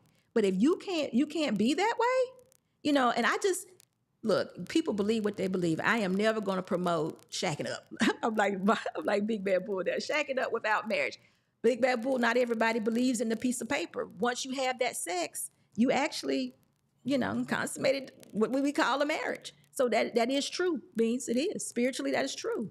So I can't take that But away then you from know what they're what? doing. You know what's a big part of it to me also, though, right? Because let's say, okay, my son goes off by himself, right? Because I had a whole plan, but he don't want to follow my plan. He want to do his own thing. So I'm not mad at him for that. But guess what? If you're gonna go and get an apartment, he's 18, right? Oh, So wow. the Wait a kind minute. of I didn't know job he's that. gonna, Only 18? yeah. Why he So the gotta go kind of get job one? that he's gonna get right now, he might be getting $19, $20 an hour, maybe if he can score one of those jobs in the warehouse. I was told yesterday on the job I just took that I might be able to hook him up. And I'm gonna see if I can get that done. I think that'll be a good look for him. But even with that, he's gonna come in probably at 18. So in order for him to be able to provide a place for himself, he would have to live in Chicago. Don't nobody want to live in the city. You don't want to live in the hood. You don't want to dodge bullets and all of that. You want to stay in the suburbs. The place where he's at right now, 2 bedrooms, 2 bathrooms, right? In the suburbs out there with all the white people. He went out there, he graduated from one of the best schools out there. And I want him to stay out there. And so that's what I'm saying. Like the rent in his place, it's like $1,600. But that's what I Right. was So it makes sense. You see what I'm saying? Now it really would make sense for them to take on another roommate as well. Right. So it could be him, her, and somebody else. Or him and a couple of his friends if you know any that want to do that. See, that's the thing about it. When I was growing up, I had a cousin who lived in the suburbs in Naperville, Illinois. He had friends that was doing that. I mean, at 16 years old. And they was all white, Asian type kids. They wasn't no black kids. Those people was like, yeah, let's get you out here. Let's see if you can get it done. They understood it's best for me to give you this feeling of freedom and autonomy early. Because the thing about it is once you get it, you always want it. Even if you fall off and have to come back to mom's here or come back to pop's house or to your parents' house for a few months to save your money, build it back up. You trying to get back out there and get back into your own space because you're going to appreciate it. And so I know they're young, but my thing is, why? You don't have to wait around. Forget it. If you know, like I'm with you, if you're going to make this commitment between each other and in a spiritual way, if that's what they want to do, then you do that. And then you say, hey, listen, this is what we're going to do. This is the plan. This is what I'm going to be doing for school. This is what you're going to be doing for school. We're not worrying about no kids. We're doing whatever we got to do. These kids need to be 7, 8 years down the line. I think God will give me, even though I don't pray to him, maybe he'll give me 6, 7 more years so I can wait to see my grandkids get born. Unless my daughter give me one first. I think she's going to have a baby at 24 and she's 22 now. I think it's just in the cards. Well, little podcast, if you can, okay, so the reason he has to do this at 18 is because his mother is moving. Yeah, she moving to Atlanta and he don't want to move to Atlanta. And he does not want to move to Atlanta. Okay, so listen, you got a couple of options, but as long as you're putting in him that he's he's got to do it. He can work 2 and 3 jobs. He can be just that resourceful if you give him a plan, I should say a goal. If you can help him see a goal. You all work very good with goals. I mean, men.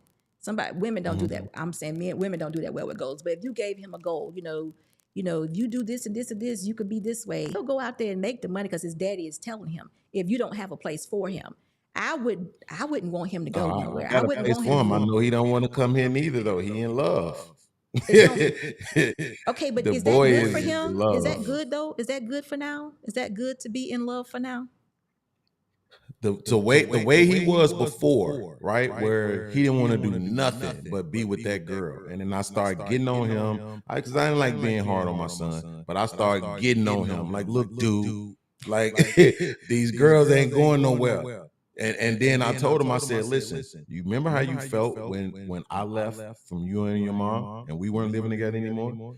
Yeah, Dad. So you know what that happened? Because I thought I had won just because I had you and your mom. I had no plans for myself. I wasn't trying to do anything with my life except for be your father and her live-in boyfriend / future husband.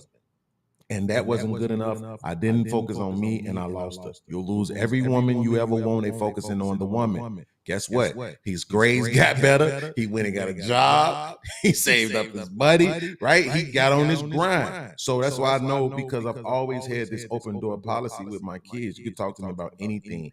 I might judge you for about 30 seconds. If it's really bad, 3 minutes, and then we're going to figure it out.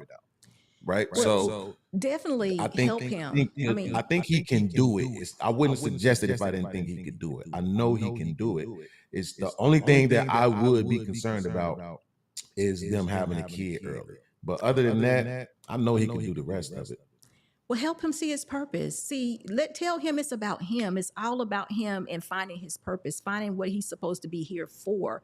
Give him that goal of being that man, that man, whoever that man is to him, and whatever that man looks like. Give him that vision. Help him with that vision, I should say. Keep doing it, because that woman, what's wrong? Oh, that woman, him being concentrating on a woman like that, and they're not living in the house together. As soon as he gets there with her, they're gonna be screwing left and right, because that's the next thing to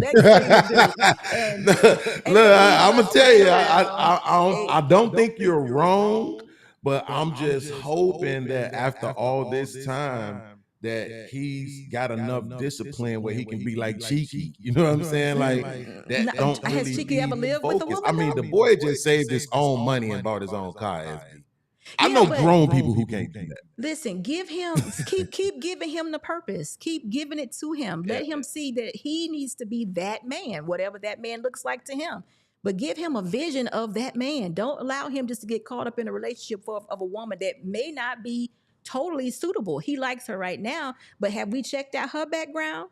Is her daddy gonna be? If her daddy okay with this, I got a problem with that, because that's like him just pushing his girl. No, I don't think that would be cool. Y'all got to check all of that. We got to figure out who we are attaching ourselves to. I would prefer you say, look, let me build you, because you that man, and you're going to do this, and you're going to do this, you're going to do great things. I mean, I don't know if you believe in the military. I don't know if you believe in him going to college and getting a skilled job or what have you, trade or whatever. But just... I got all that planned out for him. I'm trying to let him make his own decisions right now and just guide him in his decision process.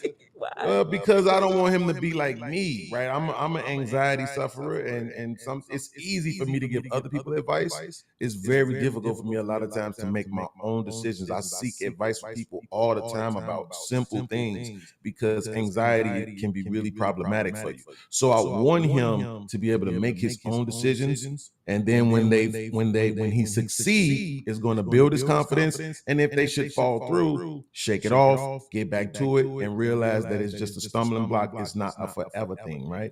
So I kind of want him to go through that early. I don't necessarily want to just try to protect him from everything. I want him, but it's like I said, it's not all. There is no one size fit all as it comes to this.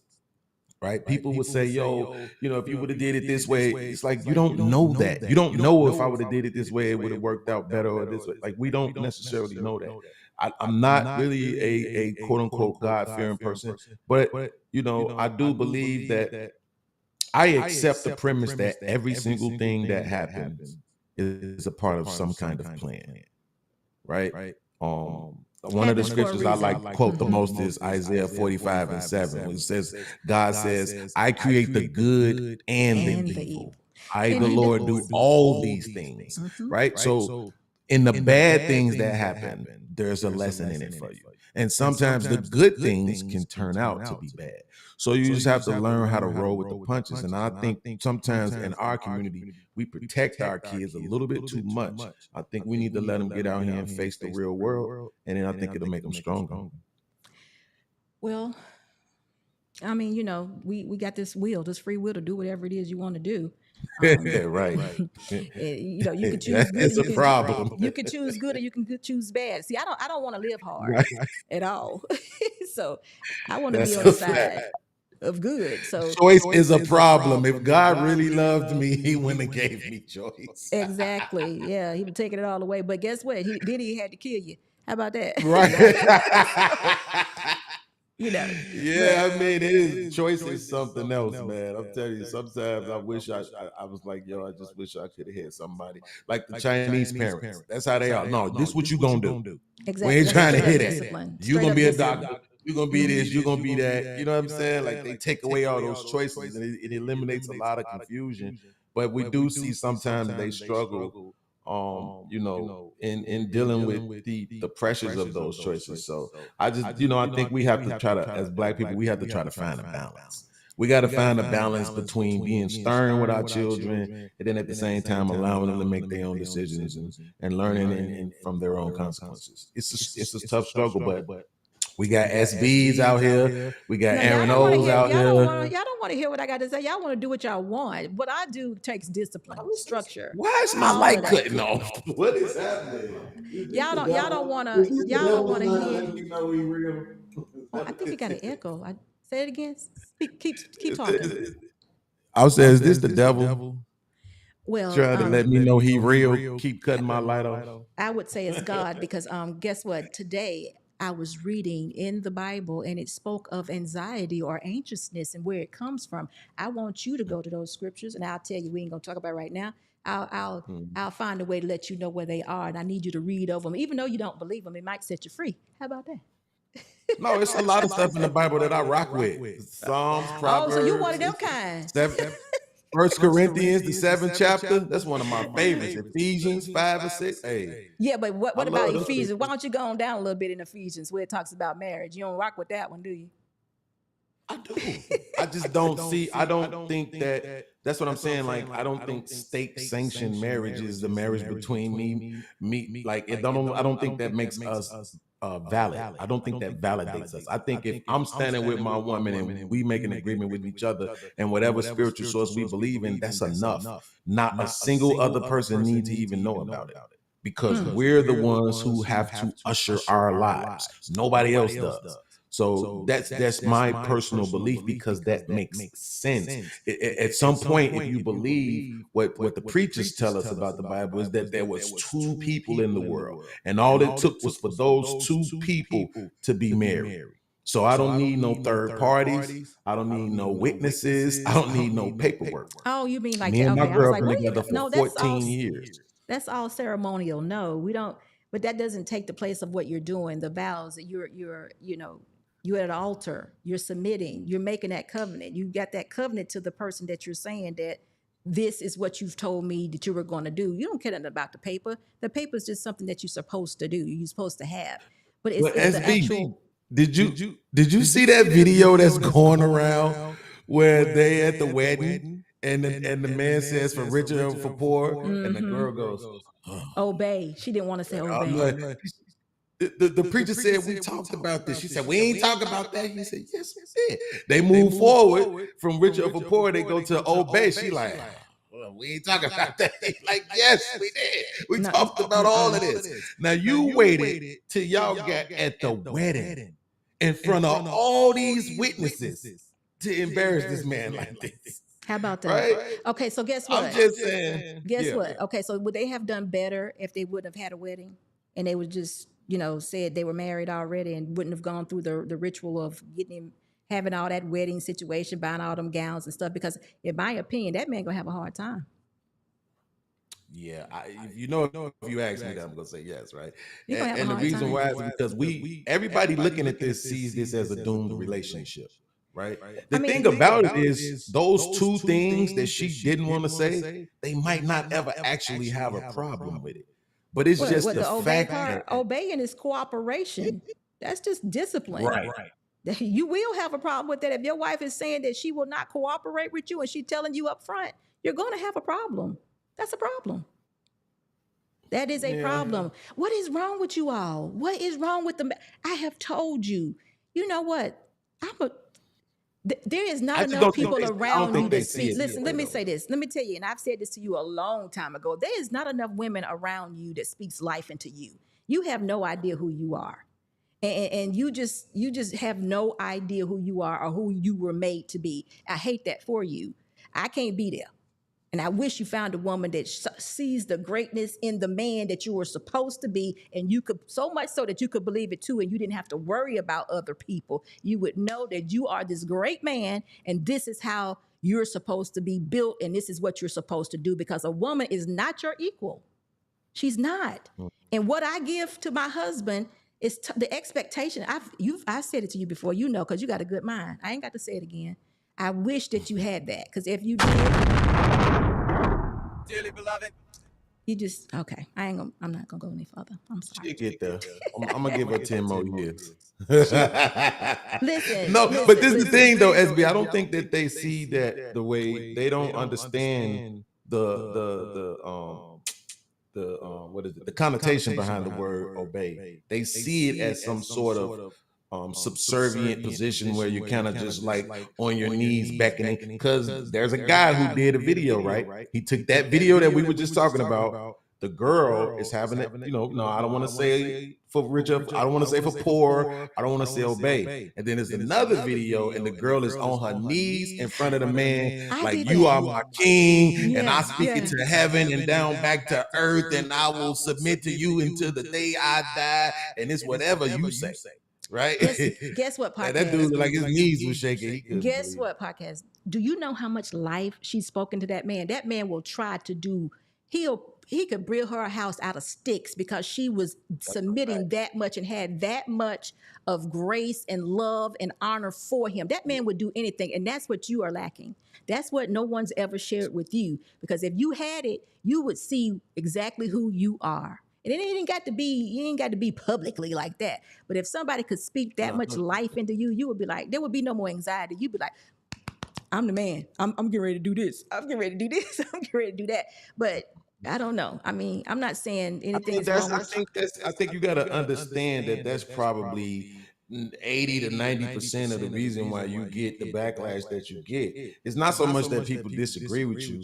It's just they don't like the fact that it sounds like you got all the answers, right? I'm sorry, and then it makes them feel insecure, because even if they think it, then they have these competing thoughts from the programming that, well, I shouldn't have to do that, right? I shouldn't have to be that way. I shouldn't have to tell a man he's great. I shouldn't have to tell him I love him. I shouldn't have to tell him. Like, I'm telling you, like, when women say, I don't want to be no man's mother, I tell every dude, if a woman ever says that to you, run. Listen, run like this. And run as fast as you can. Let me that is the thing you don't stay for. If she say, I don't want to be your mother. I don't know everything and I don't have all the answers, but what I do know is that God made man. He gave him dominion over all things. And I truly believe that for a time and purpose as of today, that's what men are for. And if a man is not acting accordingly, I need him to do so. So whatever I got to do to let him know this is real. See, if you don't believe it, you will never receive it. But it's real. And if you get it that it's real, then you'll walk differently. You know, you'll handle things differently. You approach things differently. You can't be a part of everything. It'll be, it's just different, you know. That's true though. No, that's true. I mean, my thing, I 100% agree with that, right? I just think that there's a place for people that I can't stand. That's why I said that scripture from Isaiah, it really helped me understand. Like, now what I try to do is when I see people going through something, it's a few things I can't take. Like idiocracy, it just boils my blood. Most of the time when you see me yelling and screaming on people, it's because I can't believe how stupid they are. And I don't mean stupid facetiously. I mean like unable to comprehend and process information in real time. That's what I mean by stupid. And so that frustrates me. But other than that, usually I'm very empathetic to people, because I understand, like, no matter where this person is in life, there's a path that brought them to right here where they are. And I and nobody else has the authority to say that they shouldn't be on that path. That's not my words. That's God's words, right? When I've never been at no church and heard anybody say, Well, we all know Marcus going to hell, so we ain't gonna make this last too long. Anybody want to say so? No, everybody going to heaven. God needed them more in heaven than he did on earth, all this other stuff, right? And it's like, okay, listen, I don't know sometimes that. some of these things that happen, there is a God created everything, right? Let's say I go with this. God created everything. That would include the laws of nature, which includes balance. There has to be a balance. You cannot have good without bad. There's no way for it to exist. That's on all levels and on all planes of existence.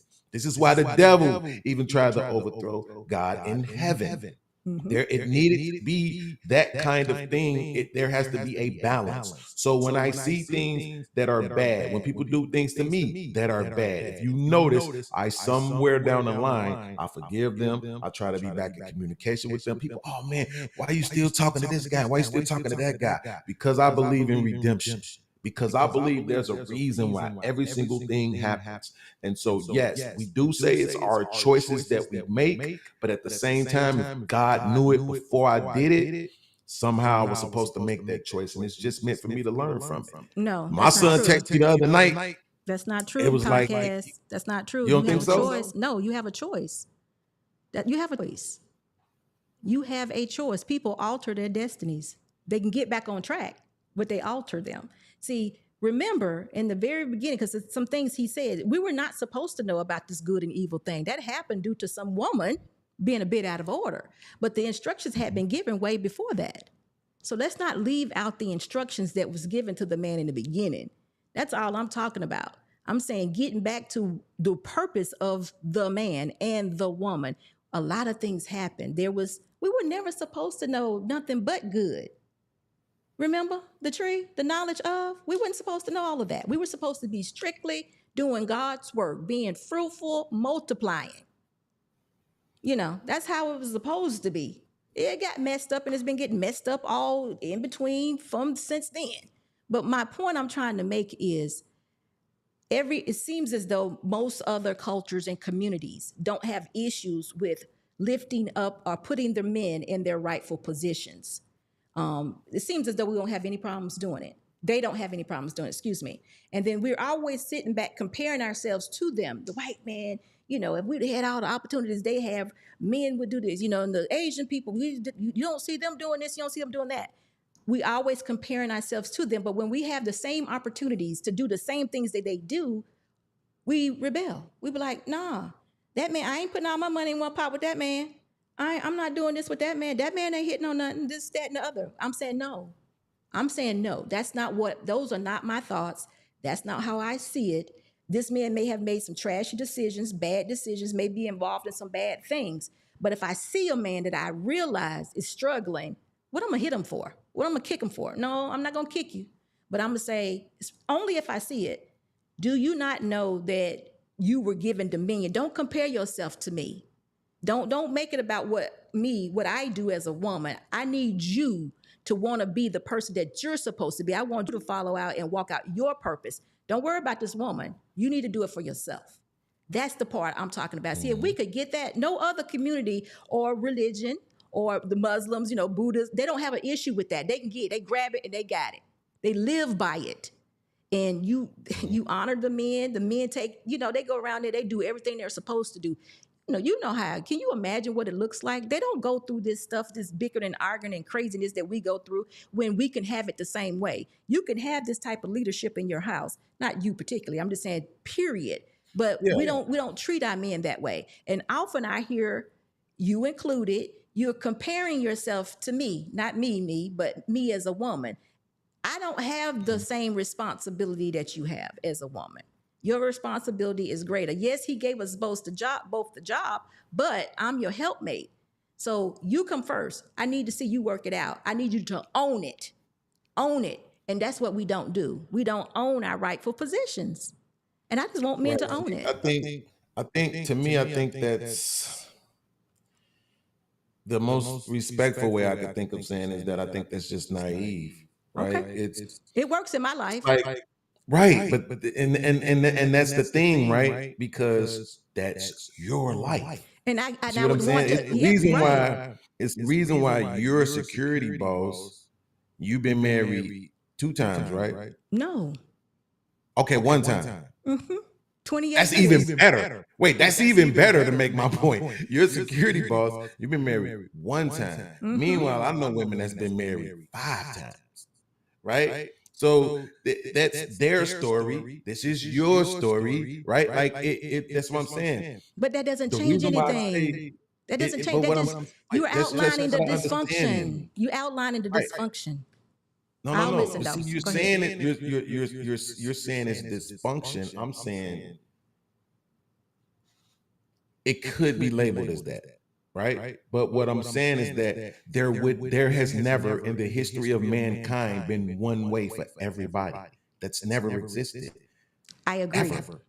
Right? So yeah, it's never been everybody has the same exact story. Everybody has the same name, same last name, same facial features, same smell of breath. That's never been the case. Everybody's story is always different somehow, some way. And so yes, you had people back in the day that would tell you in the 1955, black people were married at a rate of 80%.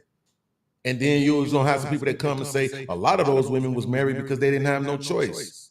And a lot of those women was getting beat on. And a lot of those women was getting raped in their own households and all this other stuff. They're gonna tell you the bad side of this thing that everybody is promoting, which is marriage. Right? So everybody don't have the same story. Everybody won't have the same outcomes, even if they make the exact same choices that you made. There are no guarantees. I wasn't talking about marriage, though. I'm talking about. I know. I'm just using it as an example. Oh, I'm using it as an example to show how a person can live. You can say, okay, what I did was I jumped to the right 1 time. They could jump to the right 1 time. I jumped to the left 2 times. And they can do exactly what you do. And there is no guarantee of outcome, right? And we live in the real world where there are, as a Christian person, you ought to know that there are spiritual forces in place and then also physical, literally tangible forces in place in this world that alter the outcomes of our choices, which is why there's not one guaranteed outcome for everybody. 2 people grew up in the same place. One of them makes it out, the other one gets murdered. It's not the same for everybody. So therefore, what I'm saying is that everybody can't even make the same choices. I know women who were great and they went on to have husbands and kids and families and be healthy and be in the church and become evangelists and all kind of stuff. And then I know women who couldn't deal with it. Didn't want to go outside, didn't want nobody to ever put their hand on them, didn't go to social events. Things affect people differently. So we just cannot move through life with this condescending. I'm not talking about you, but I'm just saying we can't move through life with this condescending level of judgment that wherever you are in life, it's just based on your decisions. That's just not reality. It's not. It's more to life than just your decisions. Environment matters, and the people that you're around matters, and where you live matters, and how you think matters, and how you feel about things, how things affect you matters. I mean, I got guys that was around the same gunshots I was around. They sleep like babies at night. But every night I go to sleep, it's people trying to kill me. And I'm waking up screaming. So just saying, we even if we made the exact same choices as be, it does not guarantee it's the same outcomes. I don't know how you brought that into this conversation, but it sounds all good. But what I'm talking about is just men being in their rightful positions. The decisions you make are the decisions that you make. Your outcomes are based on the decisions you make. We all do come from different backgrounds, grew up in different situations. I agree with you totally. There are a lot of people that prey on children and they grow up with those traumas. And guess what? All of that is dysfunction. We should have gotten counseling and help for all those, anybody who's grew up in a situation that wasn't conducive to being the people and responding in the purpose that they should be. We all should be responding in the purpose that God made us. That's what my thoughts are. I know we don't live in a perfect world. I get it. I understand and I agree with you. Right, that's my question. So you don't think that those people are living God's plan for them? Absolutely not. They were violated. No, God didn't plan for them to be violated. There is good and evil in the world. There's evilness that had a place. No, he didn't intend for that to happen to that person. No, God didn't create sin. You know that, right? That man did that. Absolutely did. No. It's no. That's what He didn't. Man did that. Man did that. Remember, we go back to the beginning. We weren't even supposed to know about good and evil. Men are the ones that carry out sinful acts. Men do that. Men, woman and man. You know what I'm saying? Not just men. I don't want somebody to hear see, that. that's what I'm saying. Like that's why I said that's kind of, to me, that's a little bit naive. If I know, right? If I create a bomb, I create the bomb, I know it's going to explode. When it explodes, I can't say, man did that. No. I did that because I'm the one who created it. I created it for that exact function. You God, created it as a Alpha, man. Omega, knower of all things, as I was raised to believe, knew prior to ever creating mankind, knew that mankind would do exactly what mankind did. So Wait a minute, that means it was done on purpose. That means that was literally their purpose. Why else would they be offered salvation? No, listen, what I'm telling you. Man is the one that implements or carry out sin, evil acts. Man did that. There's no way, nobody, you don't have to be of a sinful nature. We're born into it, but you don't have to do sinful acts. Sin is a thing. We don't have to do sinful things. It is a thing, but we don't have to participate. But there was no in sin, right? At first, initially, Apple, right? that was the plan. But you don't. Hold on for one moment, though. We got a guest down here, Dr. Steele. I'm going to bring you up. You don't mind being here with Dr. Steele, do you, Beans? No, that's the homie. Okay, you think it'll work? Okay, so listen, Beans, Mr. Boss is saying this system we got is not going to do well with two people. It's going to echo and all that different stuff. So listen, I definitely want to. Gotta have this conversation. Yes. But listen, we are the ones that do the sinful things. You know, God did create good and evil, yes, but you know, man is the one that alters this sin and creates this and does this. It is man that does that. But Beans, listen, I appreciate you. I can't tell you off on other people's platform, but you come over here, you're gonna get told off. And I thank you for being here. No, I'm just kidding with you. But it's been a pleasure. You know, you're welcome at any given time. And you can hang around and come back, but I want to definitely hear what Dr. Steele has to say because he's been waiting for a long time. I didn't realize. Thank you, Mr. Boss. So I'll talk to you soon. All right. Thank you. Bye-bye. Listen, I wish you the best with your son, too. All right. Dr. Steele. No? Oh. Dr. Steele, can you hear me? He's muted. Oh gosh.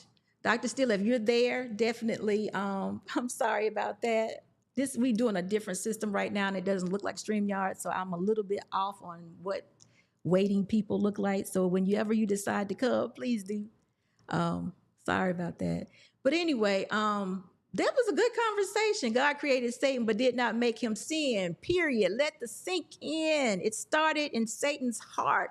Thank you, guys. Who else? Brittany B says podcast. God did not create man to sin. Oh, here we go. Thank you. Here we go. Dr. Steele. Oh. Hello?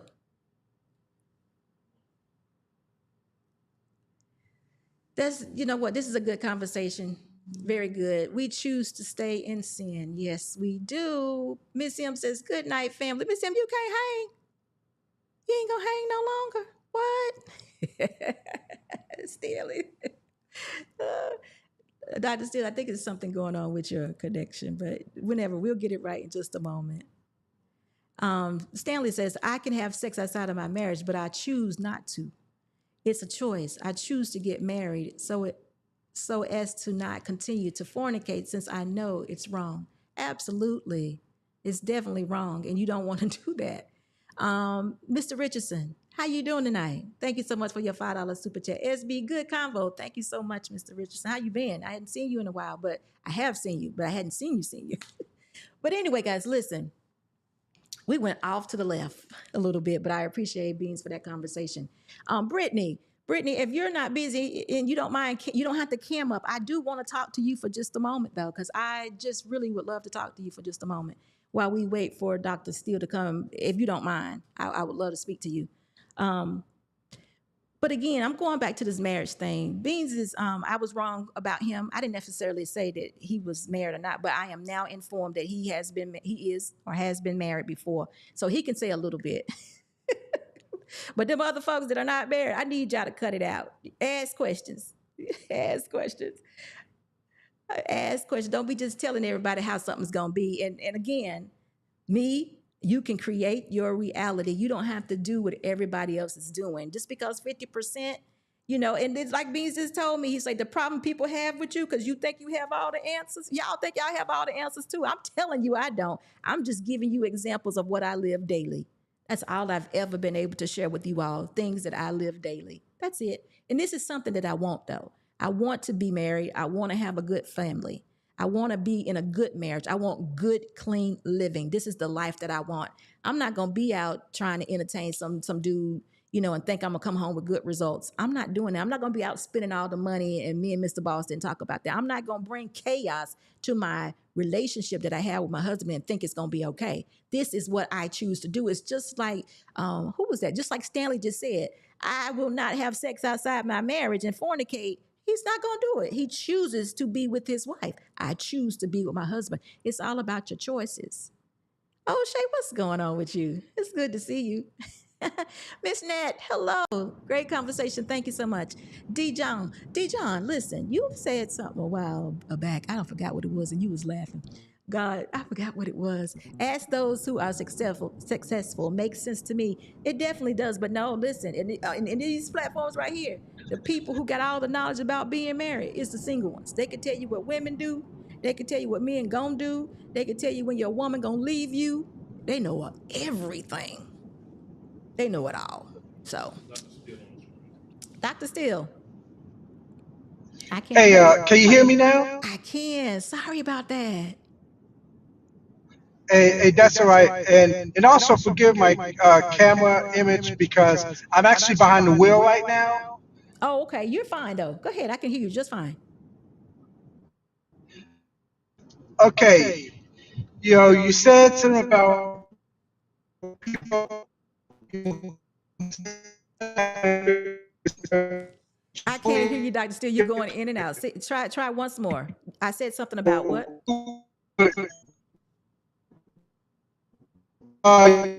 You said about people who hasn't experienced marriage, Right. and well, I have experienced marriage.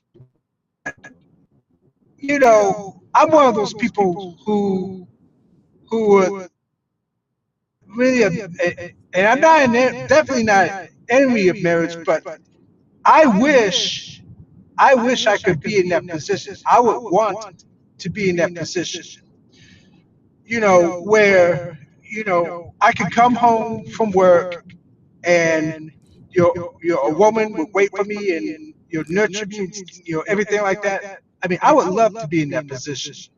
I really do.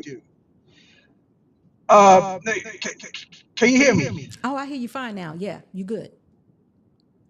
You know what? Okay. Dr. Steele, let me say this. Let me give you your flowers though. What I see and hear from you is when you were on my panel or when you asking questions in the comment section, you are always asking questions. You're adding to it.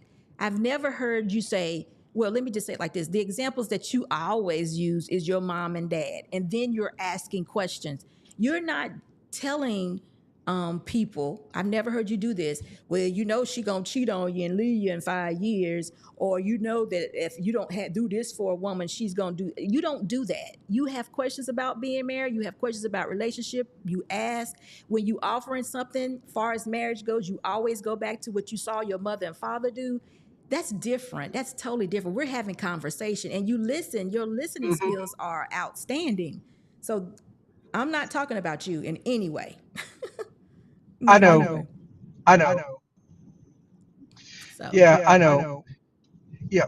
One quick perspective. Now, you heard of, yeah, and I said this once before. Love is fading away from the marriage and dating sites. But here's something I want people to think about.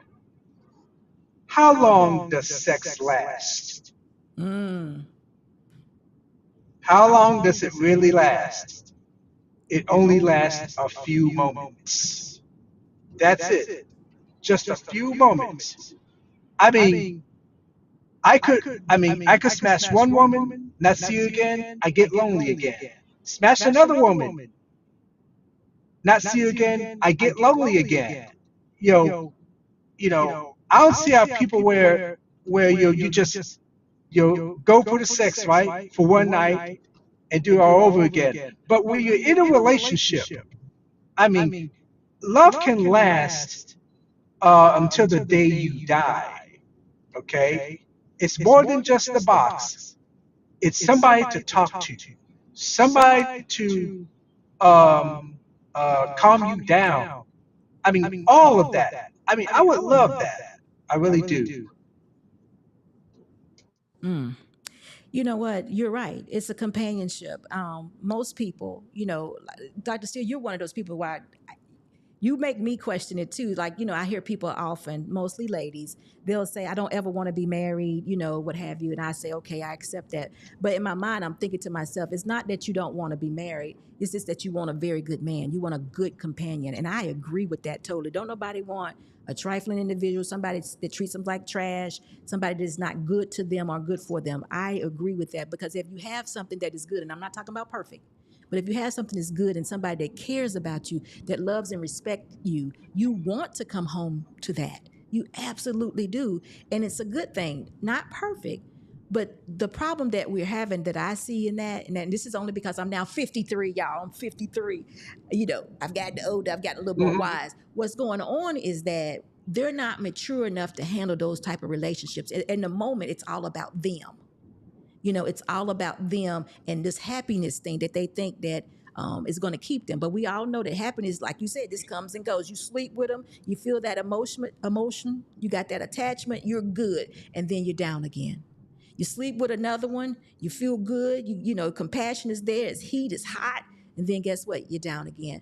Women go through that all the time, but for us, since we're so emotional and our vaginas is tied so much into our emotions, we experience trauma, because when we get to sleep with a man that's compassionate and loving on us and all of that, we fall in love. We be like, whoo, he's whispering all those sweet nothings in our ear. We just really falling for him. This guy's the bomb, this. And there was never a relationship there.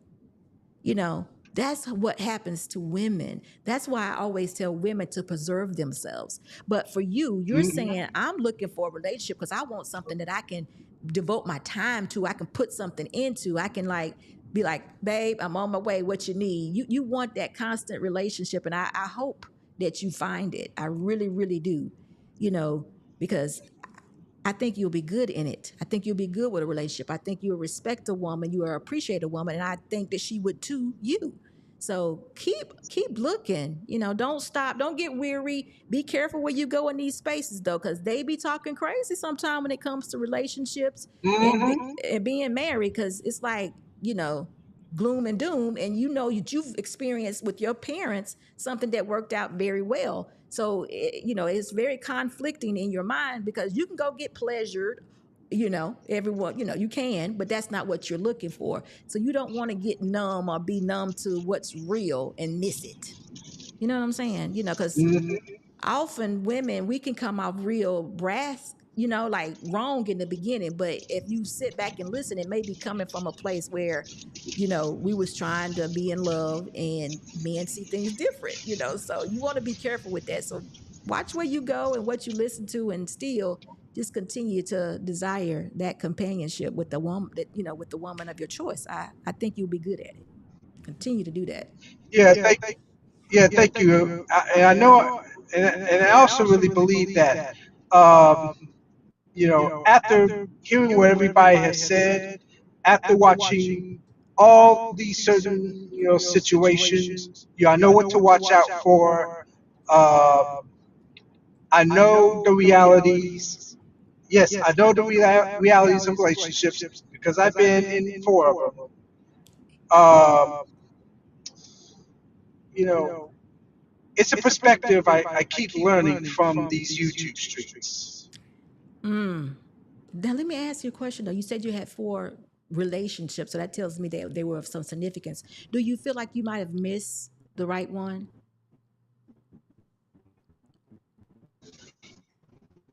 No, well, I think. Well, let me say this. You would think you had the right ones, but you find out later, in a relationship that they weren't. You find out a lot of things about who you with, and you know all the red flags keep piling up. And yes, and I do understand that. I mean, I understand now that courting and betting is not one and done. It's constant. No. And you know what, So too? It's yeah, deeper. It's actually deeper too than what we were taught per se. Because I'm thinking, I don't know if you did it, but I don't know if your parents told you, find out what's their medical history in their family, find out how they live. Has anybody ever owned a house? Did people have bank accounts? All that stuff comes into the way you were, you grew up. That stuff shapes you. If you're not exposed to that type of living, if somebody introduces you to that, you will definitely take advantage of it.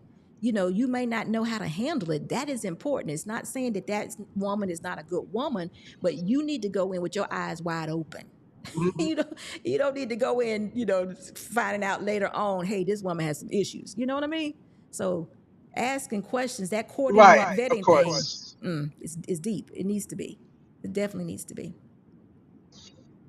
So listen, Yeah. Dre said, thank you, Well, Dre, for your, let me read this to you.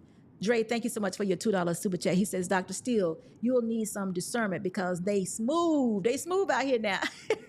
Dre said they smooth. They're smooth. So listen, continue though. Don't give up. Don't give up. I know being in these spaces could make it. I can imagine. I'm like, I am so glad that I'm married. And you know They what? liars, bro. They liars. Y'all know I advocate for my men. I advocate for my men and I love my women, but in these spaces, my ladies get done in. I hate to say it, y'all. They get done up. Now, I'm going to keep on holding y'all accountable. Don't get me wrong. But being a single woman in these spaces and hearing all the messages, the negativity that you hear is big, y'all. It's very big. So I'm gonna continue to love my ladies, but y'all gotta align yourself. Y'all gotta, you gotta get better. You definitely do. I'm not gonna let that go. But being in these spaces could be hard for a single woman. Very hard. But guess what? They sit and listen to the crap. Let them. I can't do nothing else about it. I can't. But anyway, listen, Marcus. Hello, sir. How are you? And it was somebody else. M. Jones. Thank you so much. This is your first live. Thank you for catching me here. Dr. Steele, did you have anything else you want to mention? no, nothing else. Okay. Thank you Nothing so much. else. Thank you so much for being here. So listen, guys, there was another part of the show that we wanted to talk about. And I'm going to talk about it briefly, but I want to bring it up through a video that we've seen in the past. Ms. Heather, how are you? I want to bring it back to, our minds, and so we can remember this, and we're going to stem off of this, and we're not going to be here too much longer, but I want to be able to speak to this because I really feel like that somebody somewhere, some married couple somewhere is needing to hear a conversation. We need to start the conversation about this for now. So, Mr. Boss, can you play that video? You want me to respect your grandmother, but you don't even respect me. You come in here, you yelling, you screaming, you telling me I gotta take care of her. I gotta do this, I gotta do that. I don't have that. But listen, this is your husband's grandma. So this, I'm asking you to have some respect. I really don't want to hear this. Your grandmother is not staying here. Like I said, I put my foot down. That room is gonna stay occupied whether they're there or not. I got a family to take care of. I gotta take care of you. I gotta take care of the twins. I gotta take care of your grandma too. I gotta feed her. I gotta give her her meds. I'm not doing all of that. I'm not doing all. And on top of working the job that I already have. Are you out of your mind? Listen. You didn't even think this through before you came up here. But all she do is watch Family Feud. Okay, and she can sit in a nursing home with her applesauce and watch Family Feud because I'm not doing it. When our kids get ready for school, all she needs is give her meds. She take a couple of meds in the morning. Why can't you do this? Why are you making this such a big deal? Because you're the woman. You're supposed to. Okay, so and what you gonna do if I say no? You the nurse. And what you gonna do if I say no? Then we have a problem. Okay, I guess we got a problem then. So what you gonna do about it? Because I said no. You know, so what happened when you get older and you don't you want something like don't you believe in karma? When I get older, I'm gonna save enough so that I can take care of my. Well, I'm not taking her to a nursing home. I'll tell you that right now. You're gonna take her to a nursing home because she's not coming up in here. Oh yes, she is. No, she ain't. I will back her out here. She's not staying here. Like I said, she's not staying here. Go ahead and call your grandma. Tell her to go ahead, pack it up. You ain't coming here. I'm sorry. You have to figure something else out. And I watch those commercials talking about nursing home people malnourished with bed sores or something. That my grandma ain't staying here. Okay, didn't nobody say you had to get a 1-star nursing home? Go find something better. I'm not doing this. What do you want me to do? I don't know. Hey. All I know is I went down to the one nurse home down there. I'm not taking my grandma to the nurse home. We need to keep her hair. She's better hair. She's more relaxed hair. Just get up in the morning. We give her medicine. Give her her dentures in. Give her her food.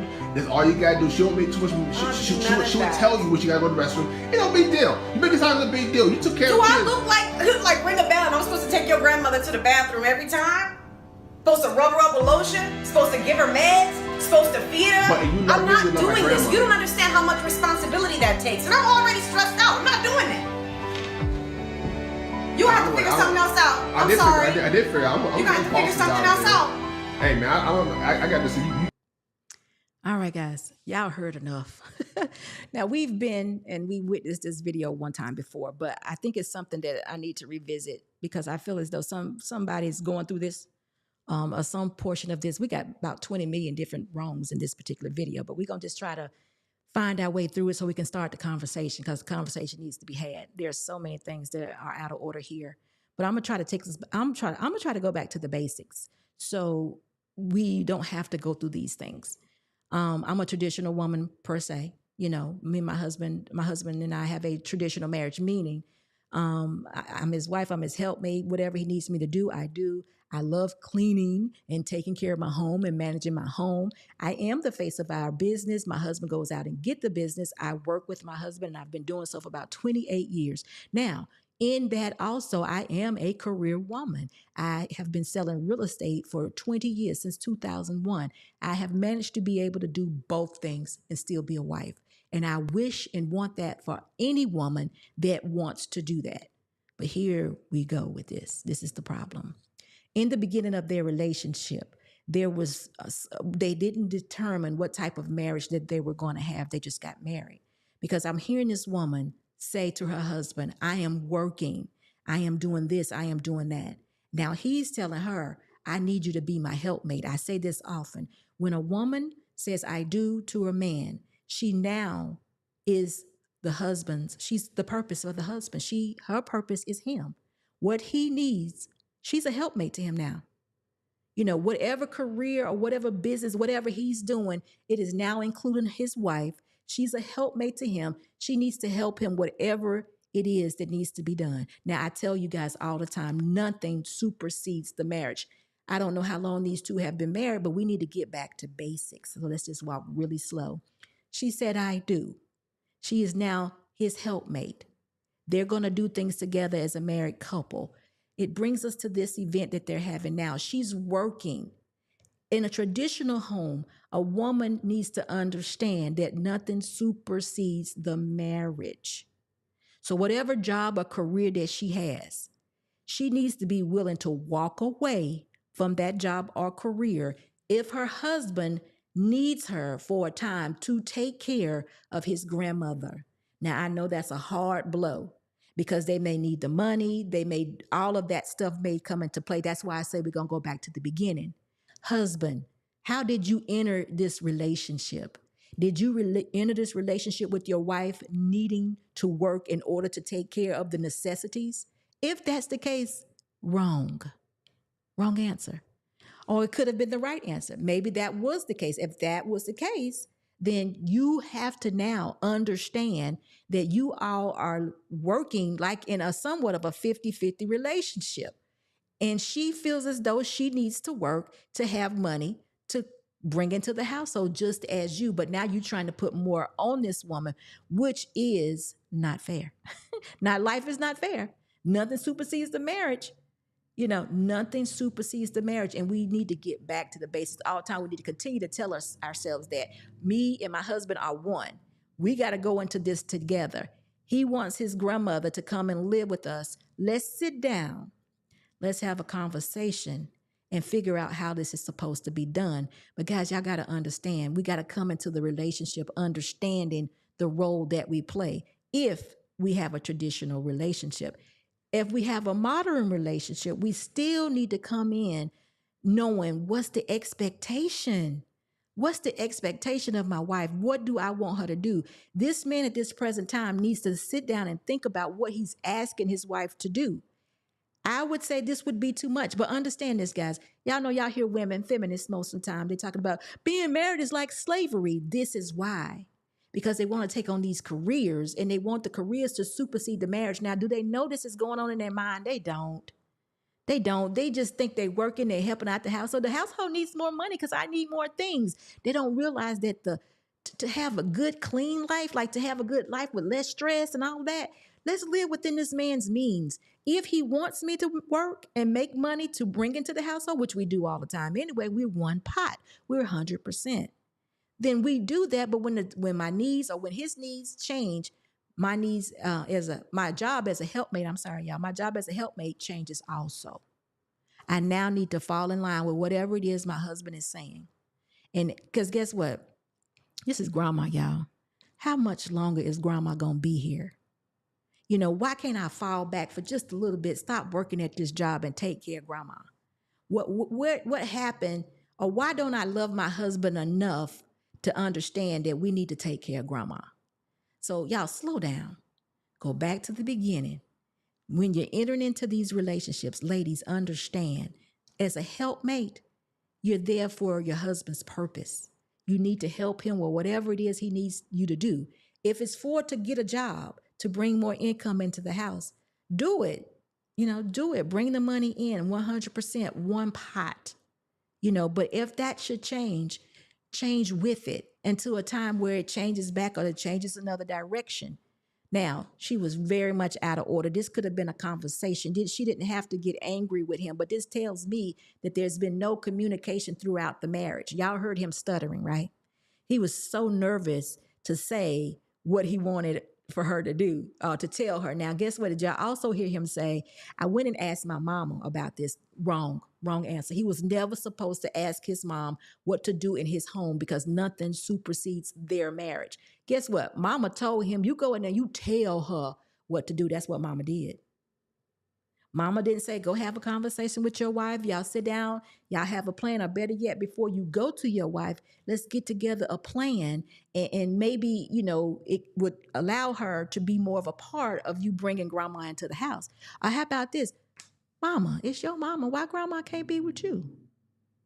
So I'm not blaming this woman for everything, y'all. I am not. I am saying she was out of order, but I understand the order because there was no order given in the initial relationship. This man did not take authority over his household. He was not being the head of the house. But his mama said, you better go over there and put your foot down. And he tried it, and it made him stutter. Y'all heard it. It was awful. I hope they can get things back in order. But this is a real thing, guys. This is a real thing. Make sure in the beginning of your relationships, we got to stop functioning in dysfunction.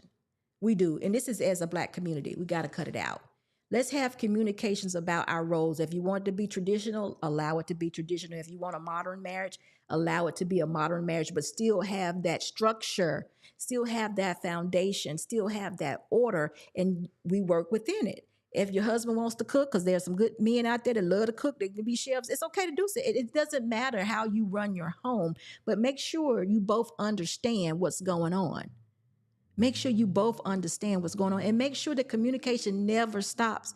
There's a way that you can figure this out, but you have to ask yourself. This is the question I'm asking, and I'll never know, but this is what I want you all to ask if you know somebody that's going through something like this.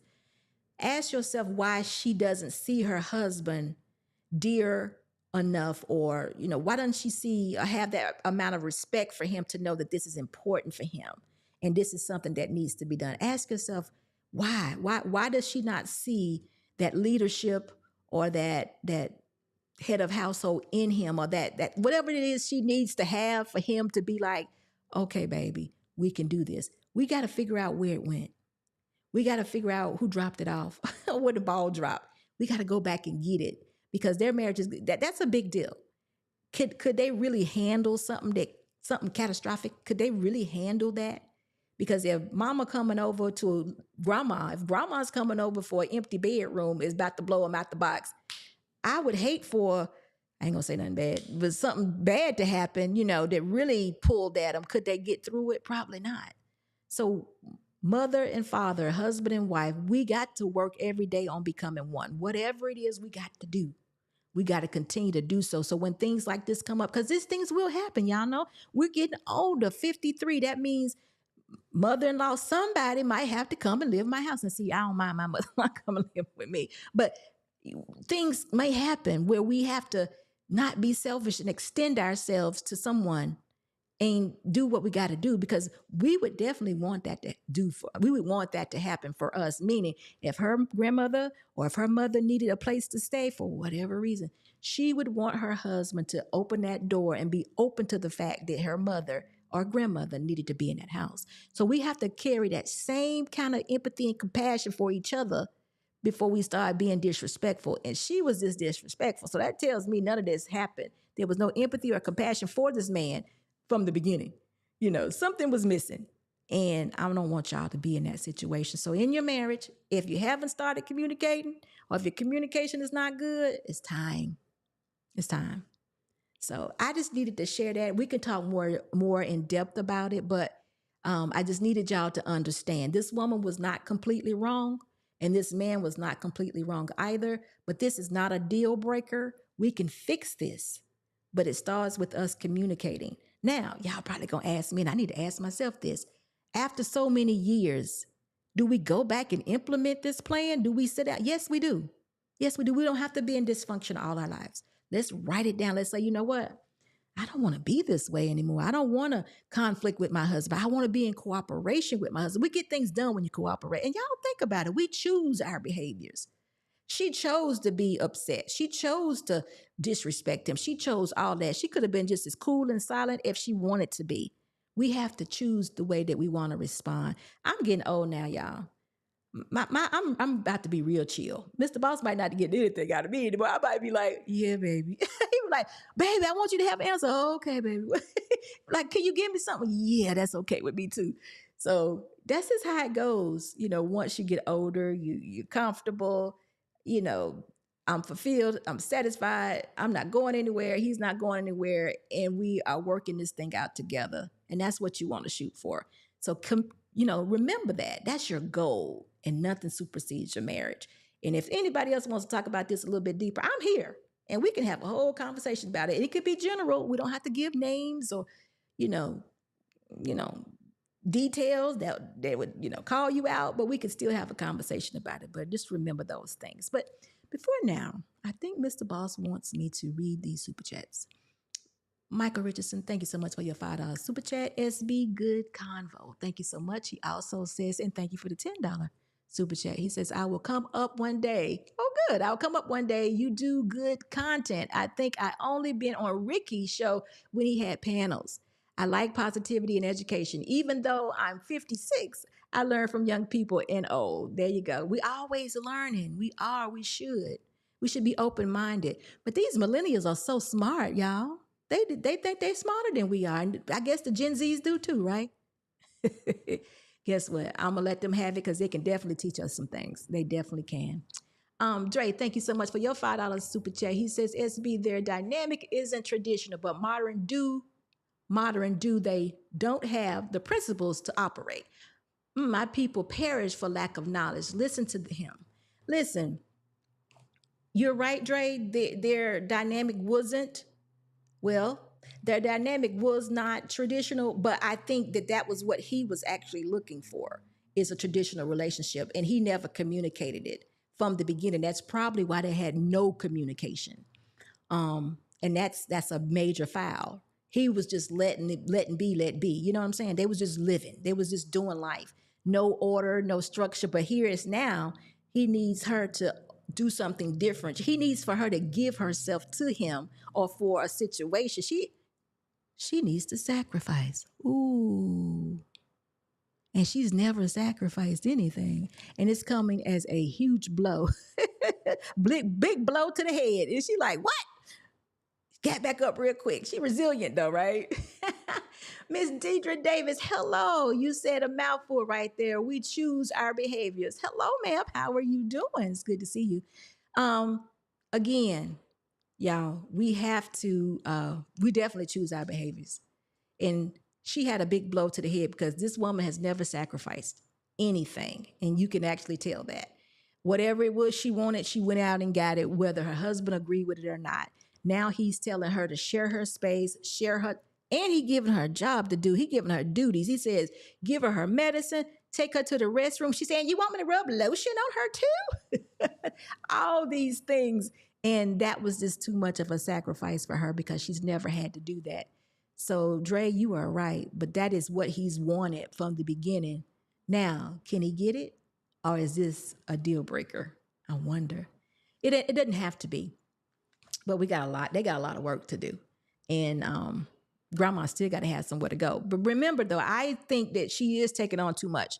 But they allowed themselves to do that. So at this point, to make everybody happy, we need to get a nurse. She can come in the house. We need to write down a plan. We need to get a nurse. And somebody needs to pay for her to have the care that she needs. That's just how it needs to be. And I think that's what would be expected. And it seemed as though that he should have known that coming in. Yeah. Obedience is better than sacrifice. There was no obedience going on in this house, no sacrifice either. It was none of that. She was doing her thing and he was doing his. But it's time out for that, y'all. If you're going to be married, you should be one. That should be your daily goal, to become one with your spouse. So when a time comes like this, y'all, so many things could happen. Y'all, we're getting older. Things can happen. Grandmothers, mothers may need a place to live. Grandkids may need a place to go. All these things could happen because something traumatic can happen where it's like, oh, it's me now. And you like, even me, my mother passed away. It'll be 2 years on Halloween. I'm now taking her place per se. I'm having to make sure my dad's bills are paid. I'm having to make sure he goes to the doctor. I'm having to make sure we checking in on him, all these things. I never anticipated that. But of course I'm doing what I'm supposed to do. But I just, I didn't think about it. And then it happened. And here I am. So we have to make sure to see. And Mr. Boss is like, hey, look, I'm gonna give you my wife at least once a week. All right. You can have my wife once a week and everybody understands everybody and everything is good. So it's things you have to do. You have to cover because he's used to having me every day. So it's like, you going, where are you going? Okay, yeah, go ahead. So it's none of that. What I'm gonna eat tonight. You didn't do this today. You didn't pay payroll or whatever. It's none of that. We're on the same page and everything is happening the way it should happen. And that's all I'm saying for you all to do. I don't want anybody to walk away from their marriage, but you got to start with communication and we need to know what's happening within that marriage, whether it's a modern marriage where we just kind of get in where we fit in, or if it's a traditional marriage with roles from the beginning. Anissa, how you been today, Anissa? You've been quiet. SBU, only women with low self-esteem would accept that. Accept what? What part? The husband not having a plan. Anissa, you got to talk. Anissa, please say just a little bit more so I know what you're talking about. You don't know. Oh, God, you're confusing the heck out of me now. That was for somebody. You don't know it all, sir. Oh. I'm not sure, Anissa. But low self-esteem would accept what? I need to know what you're talking about, Anissa. And I don't know. I mean, I don't know if low self-esteem would accept what? The fact that grandma coming to live with her? That's not true. That's not true at all. I don't have low self-esteem at all. And my mother-in-law came to live in my house. I mean, there's a way things can be done. And I may be all wrong, Anissa, so don't if I'm wrong, just let me be wrong for just a minute because it's a good example. You might be a giving person. You might know that it's better to give.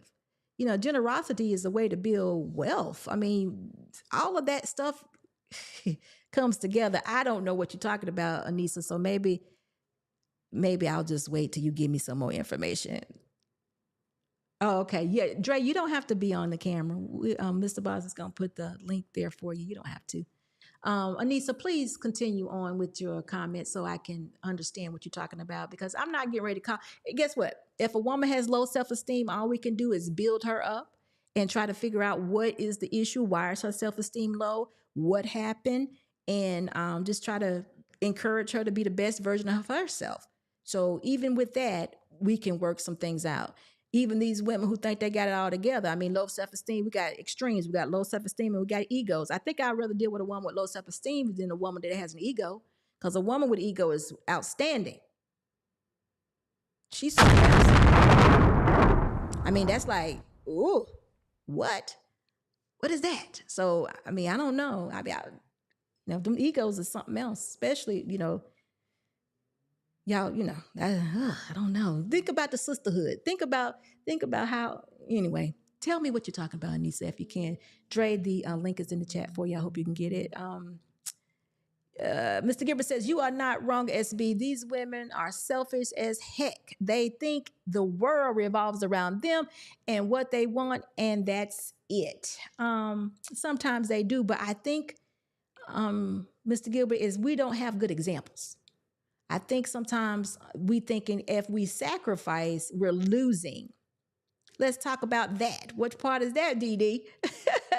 They think if they're sacrificing, they think that they're actually losing. And we have to let people understand it's not bad to sacrifice. There's nothing wrong with that at all. Not at all. So it just takes time. I think a lot of times women now have taken on the role of doing everything. And they actually love doing everything because they want to, in some kind of crazy way, be better than the man. I was telling Beans not long ago, if we can put our men back in their rightful positions, we won't have to be better than them. They'll know that they have been given dominion. They're the head of the households. They're supposed to be in this leadership position. We need them to be there so we can be the women that we need to be.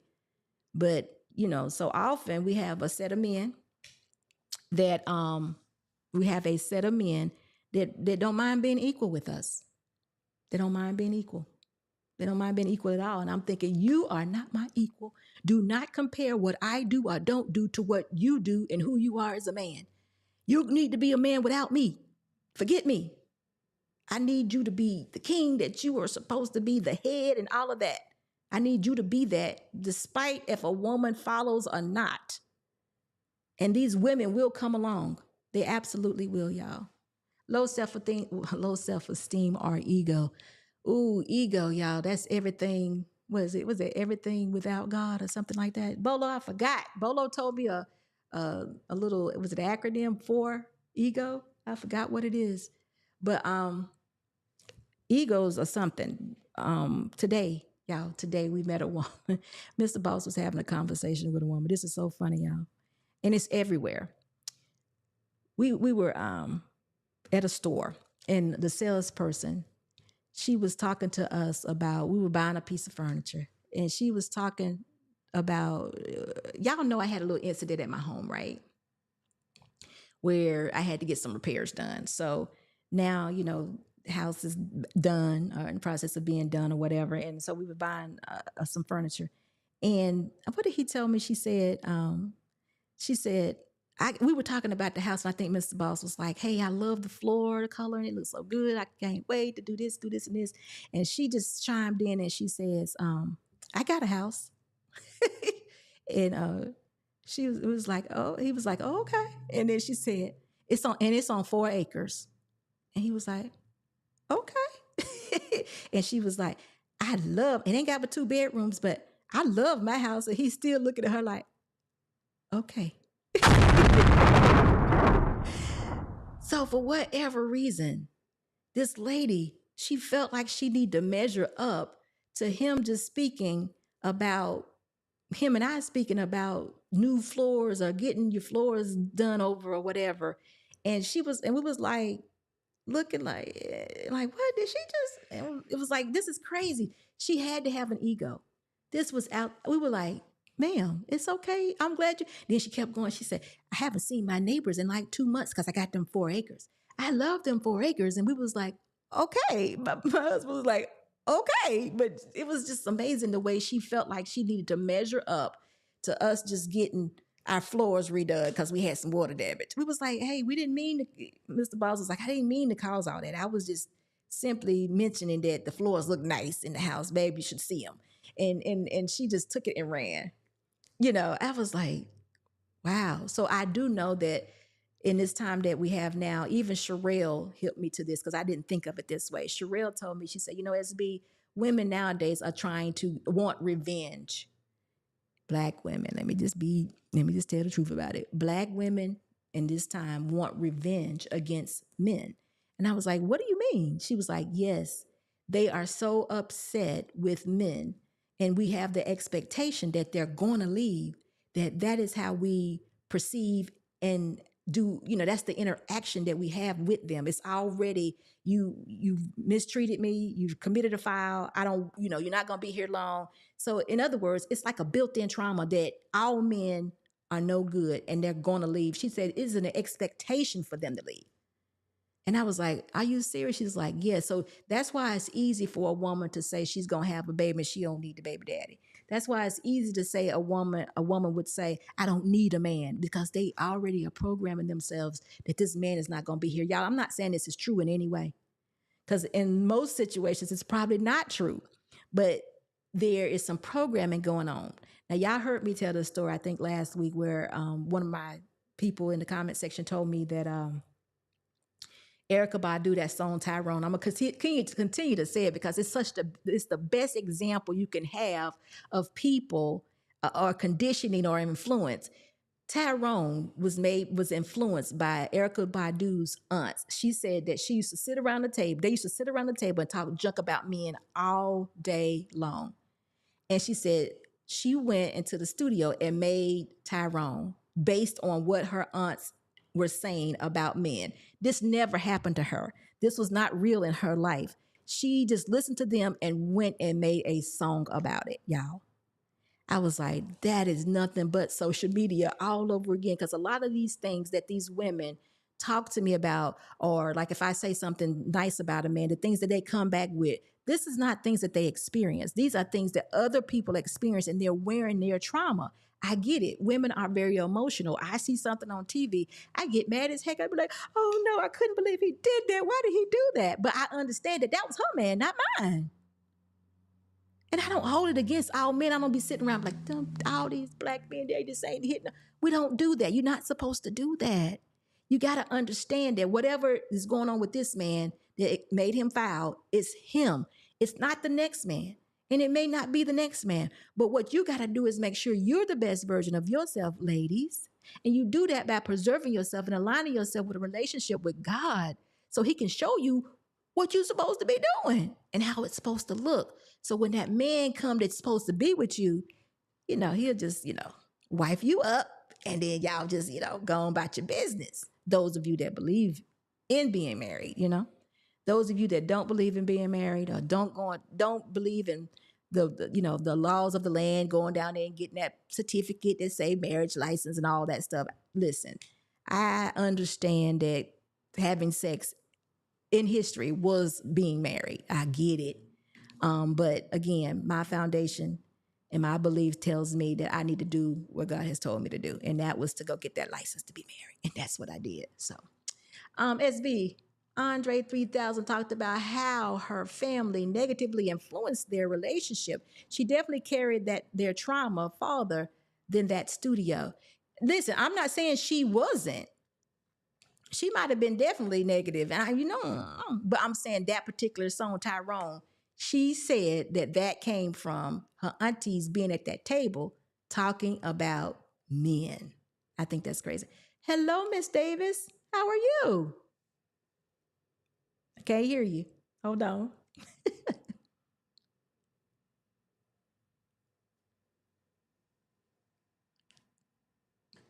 All right, there you go. How you doing? I'm amazing. How are you?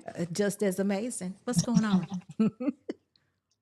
I had to chime in on the conversation that you just had, or the statement that you just made, um, and with conversations that has been had.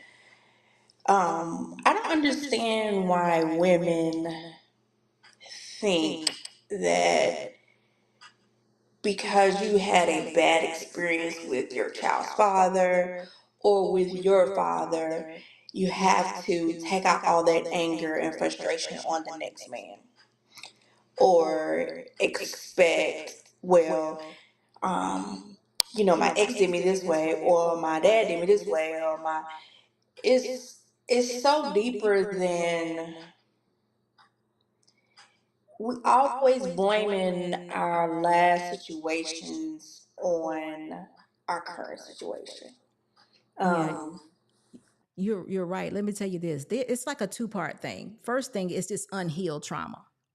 But the other mhm, thing is we never took accountability for the part we played in the breakup. We actually think we the bomb and we never do anything wrong.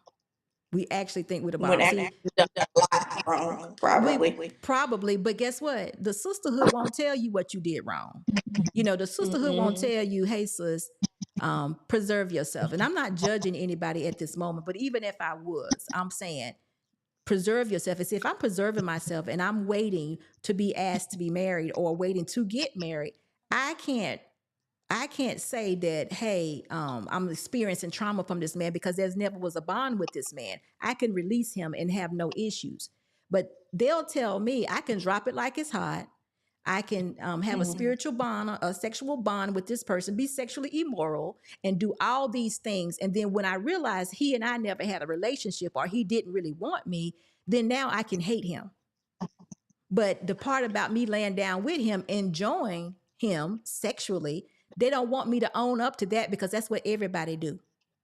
So Mhm. the thing is that we have to continue to tell our ladies, look, you can control this thing. What women can control is sex.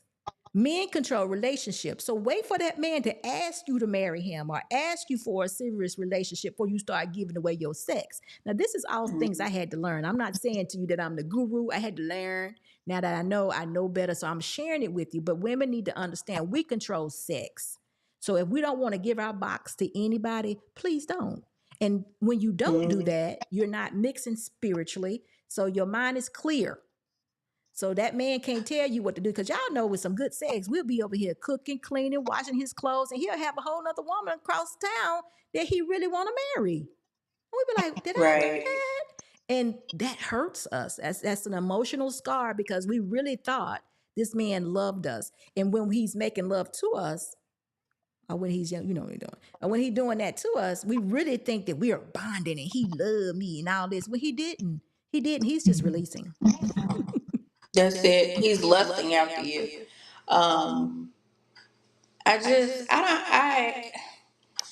I was listening to watching the video of the young lady, and it's just so triggering because how could you not, like, you got this man over here, I'm not laughing, you got I this man was over here stuttering. stuttering, Yeah. like stuttering over his words, and it just, I don't know. See, I don't know. I'm laughing at him because it may not be real, right? It could be just, if I think sometime on TikTok they plot stuff, so it may not be a real video. I don't know if he would actually be stuttering like that. But I think the thing is how she couldn't is because there was never an expectation set on her at the beginning of the relationship to be a wife. That was one of Mhm. to be a wife is a helpmate, and a helpmate's duty is to do whatever the husband needs you to do. But for us, what it looks like in their marriage is like she was doing a whole lot. It looks like to me she was kind of leading the situation, and he never slowed her down or got in a position that made her like that soft woman.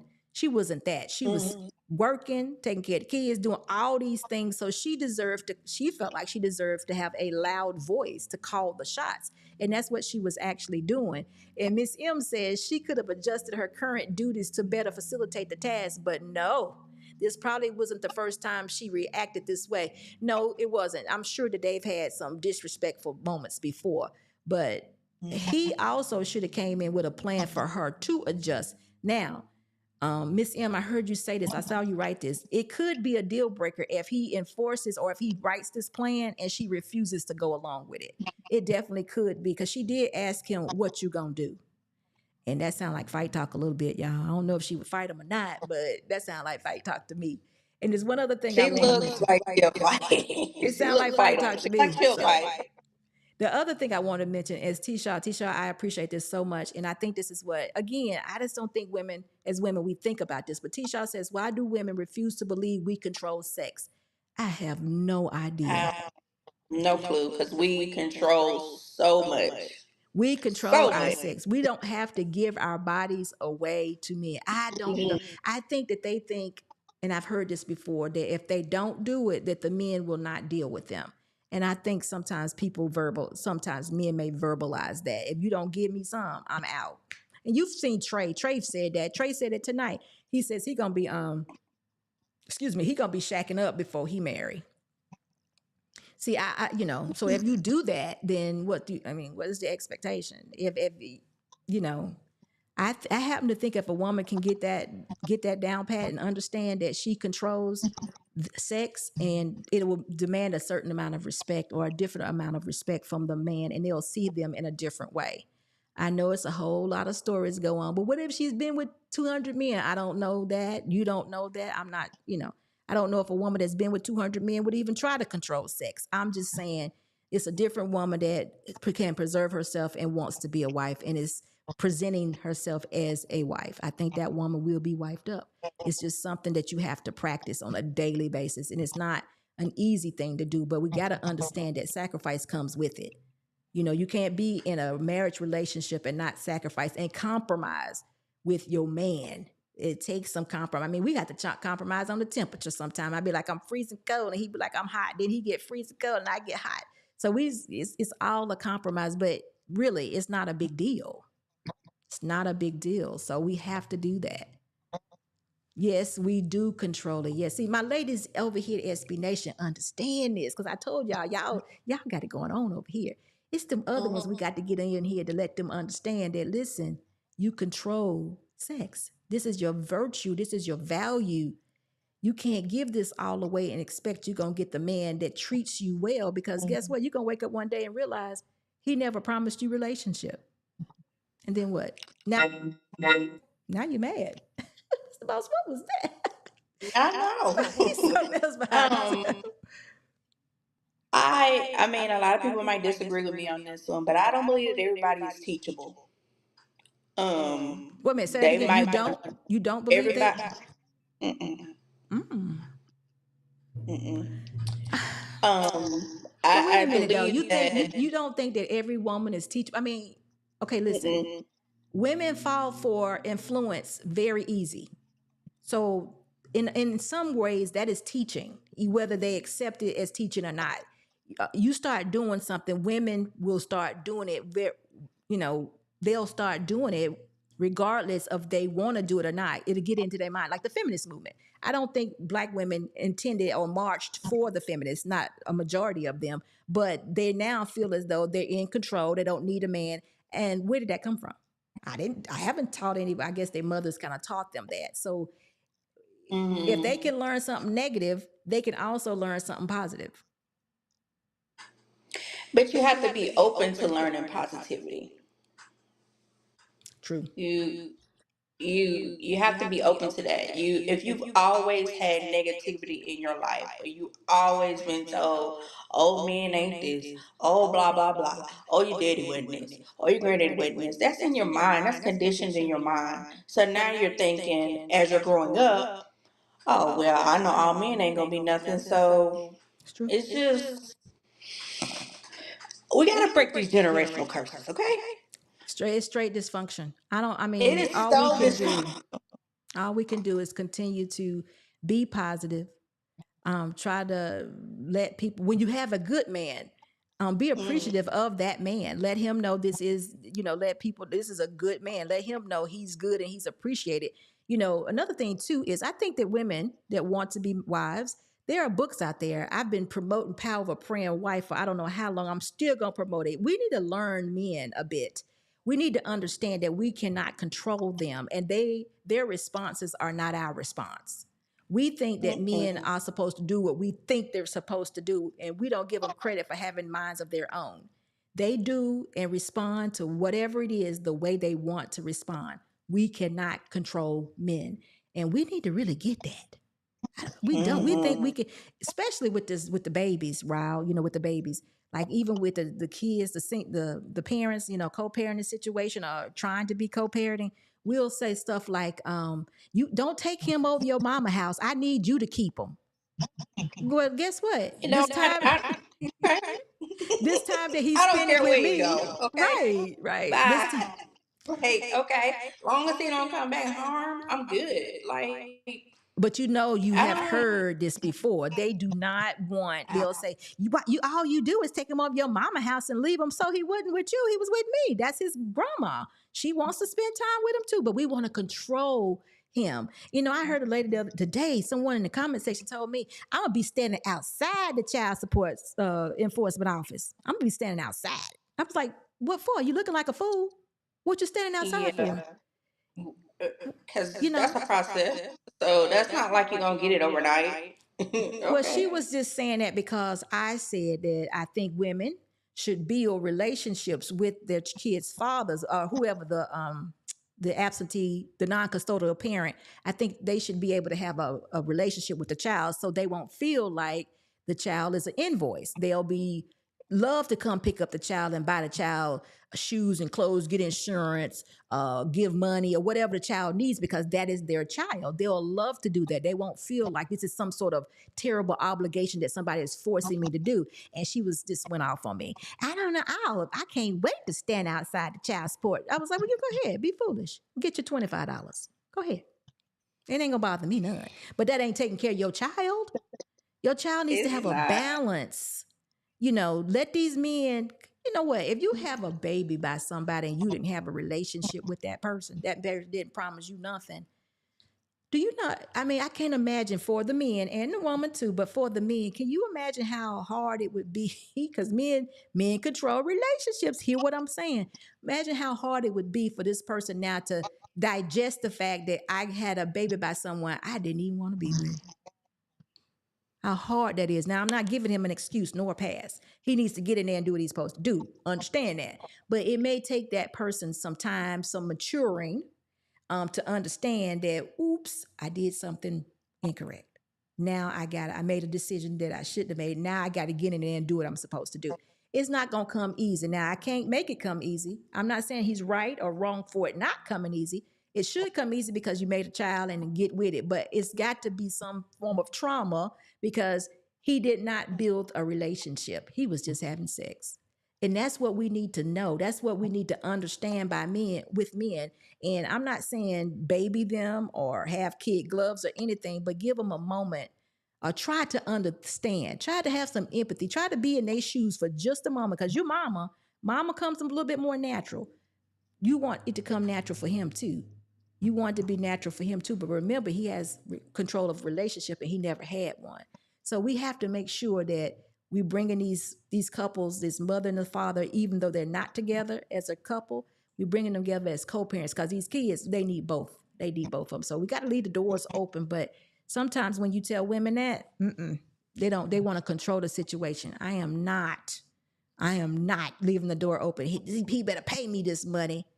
And it does nothing good for the child. Nothing. It doesn't. It does not. Nothing. I A will. relationship is better than money. Money can't buy you love.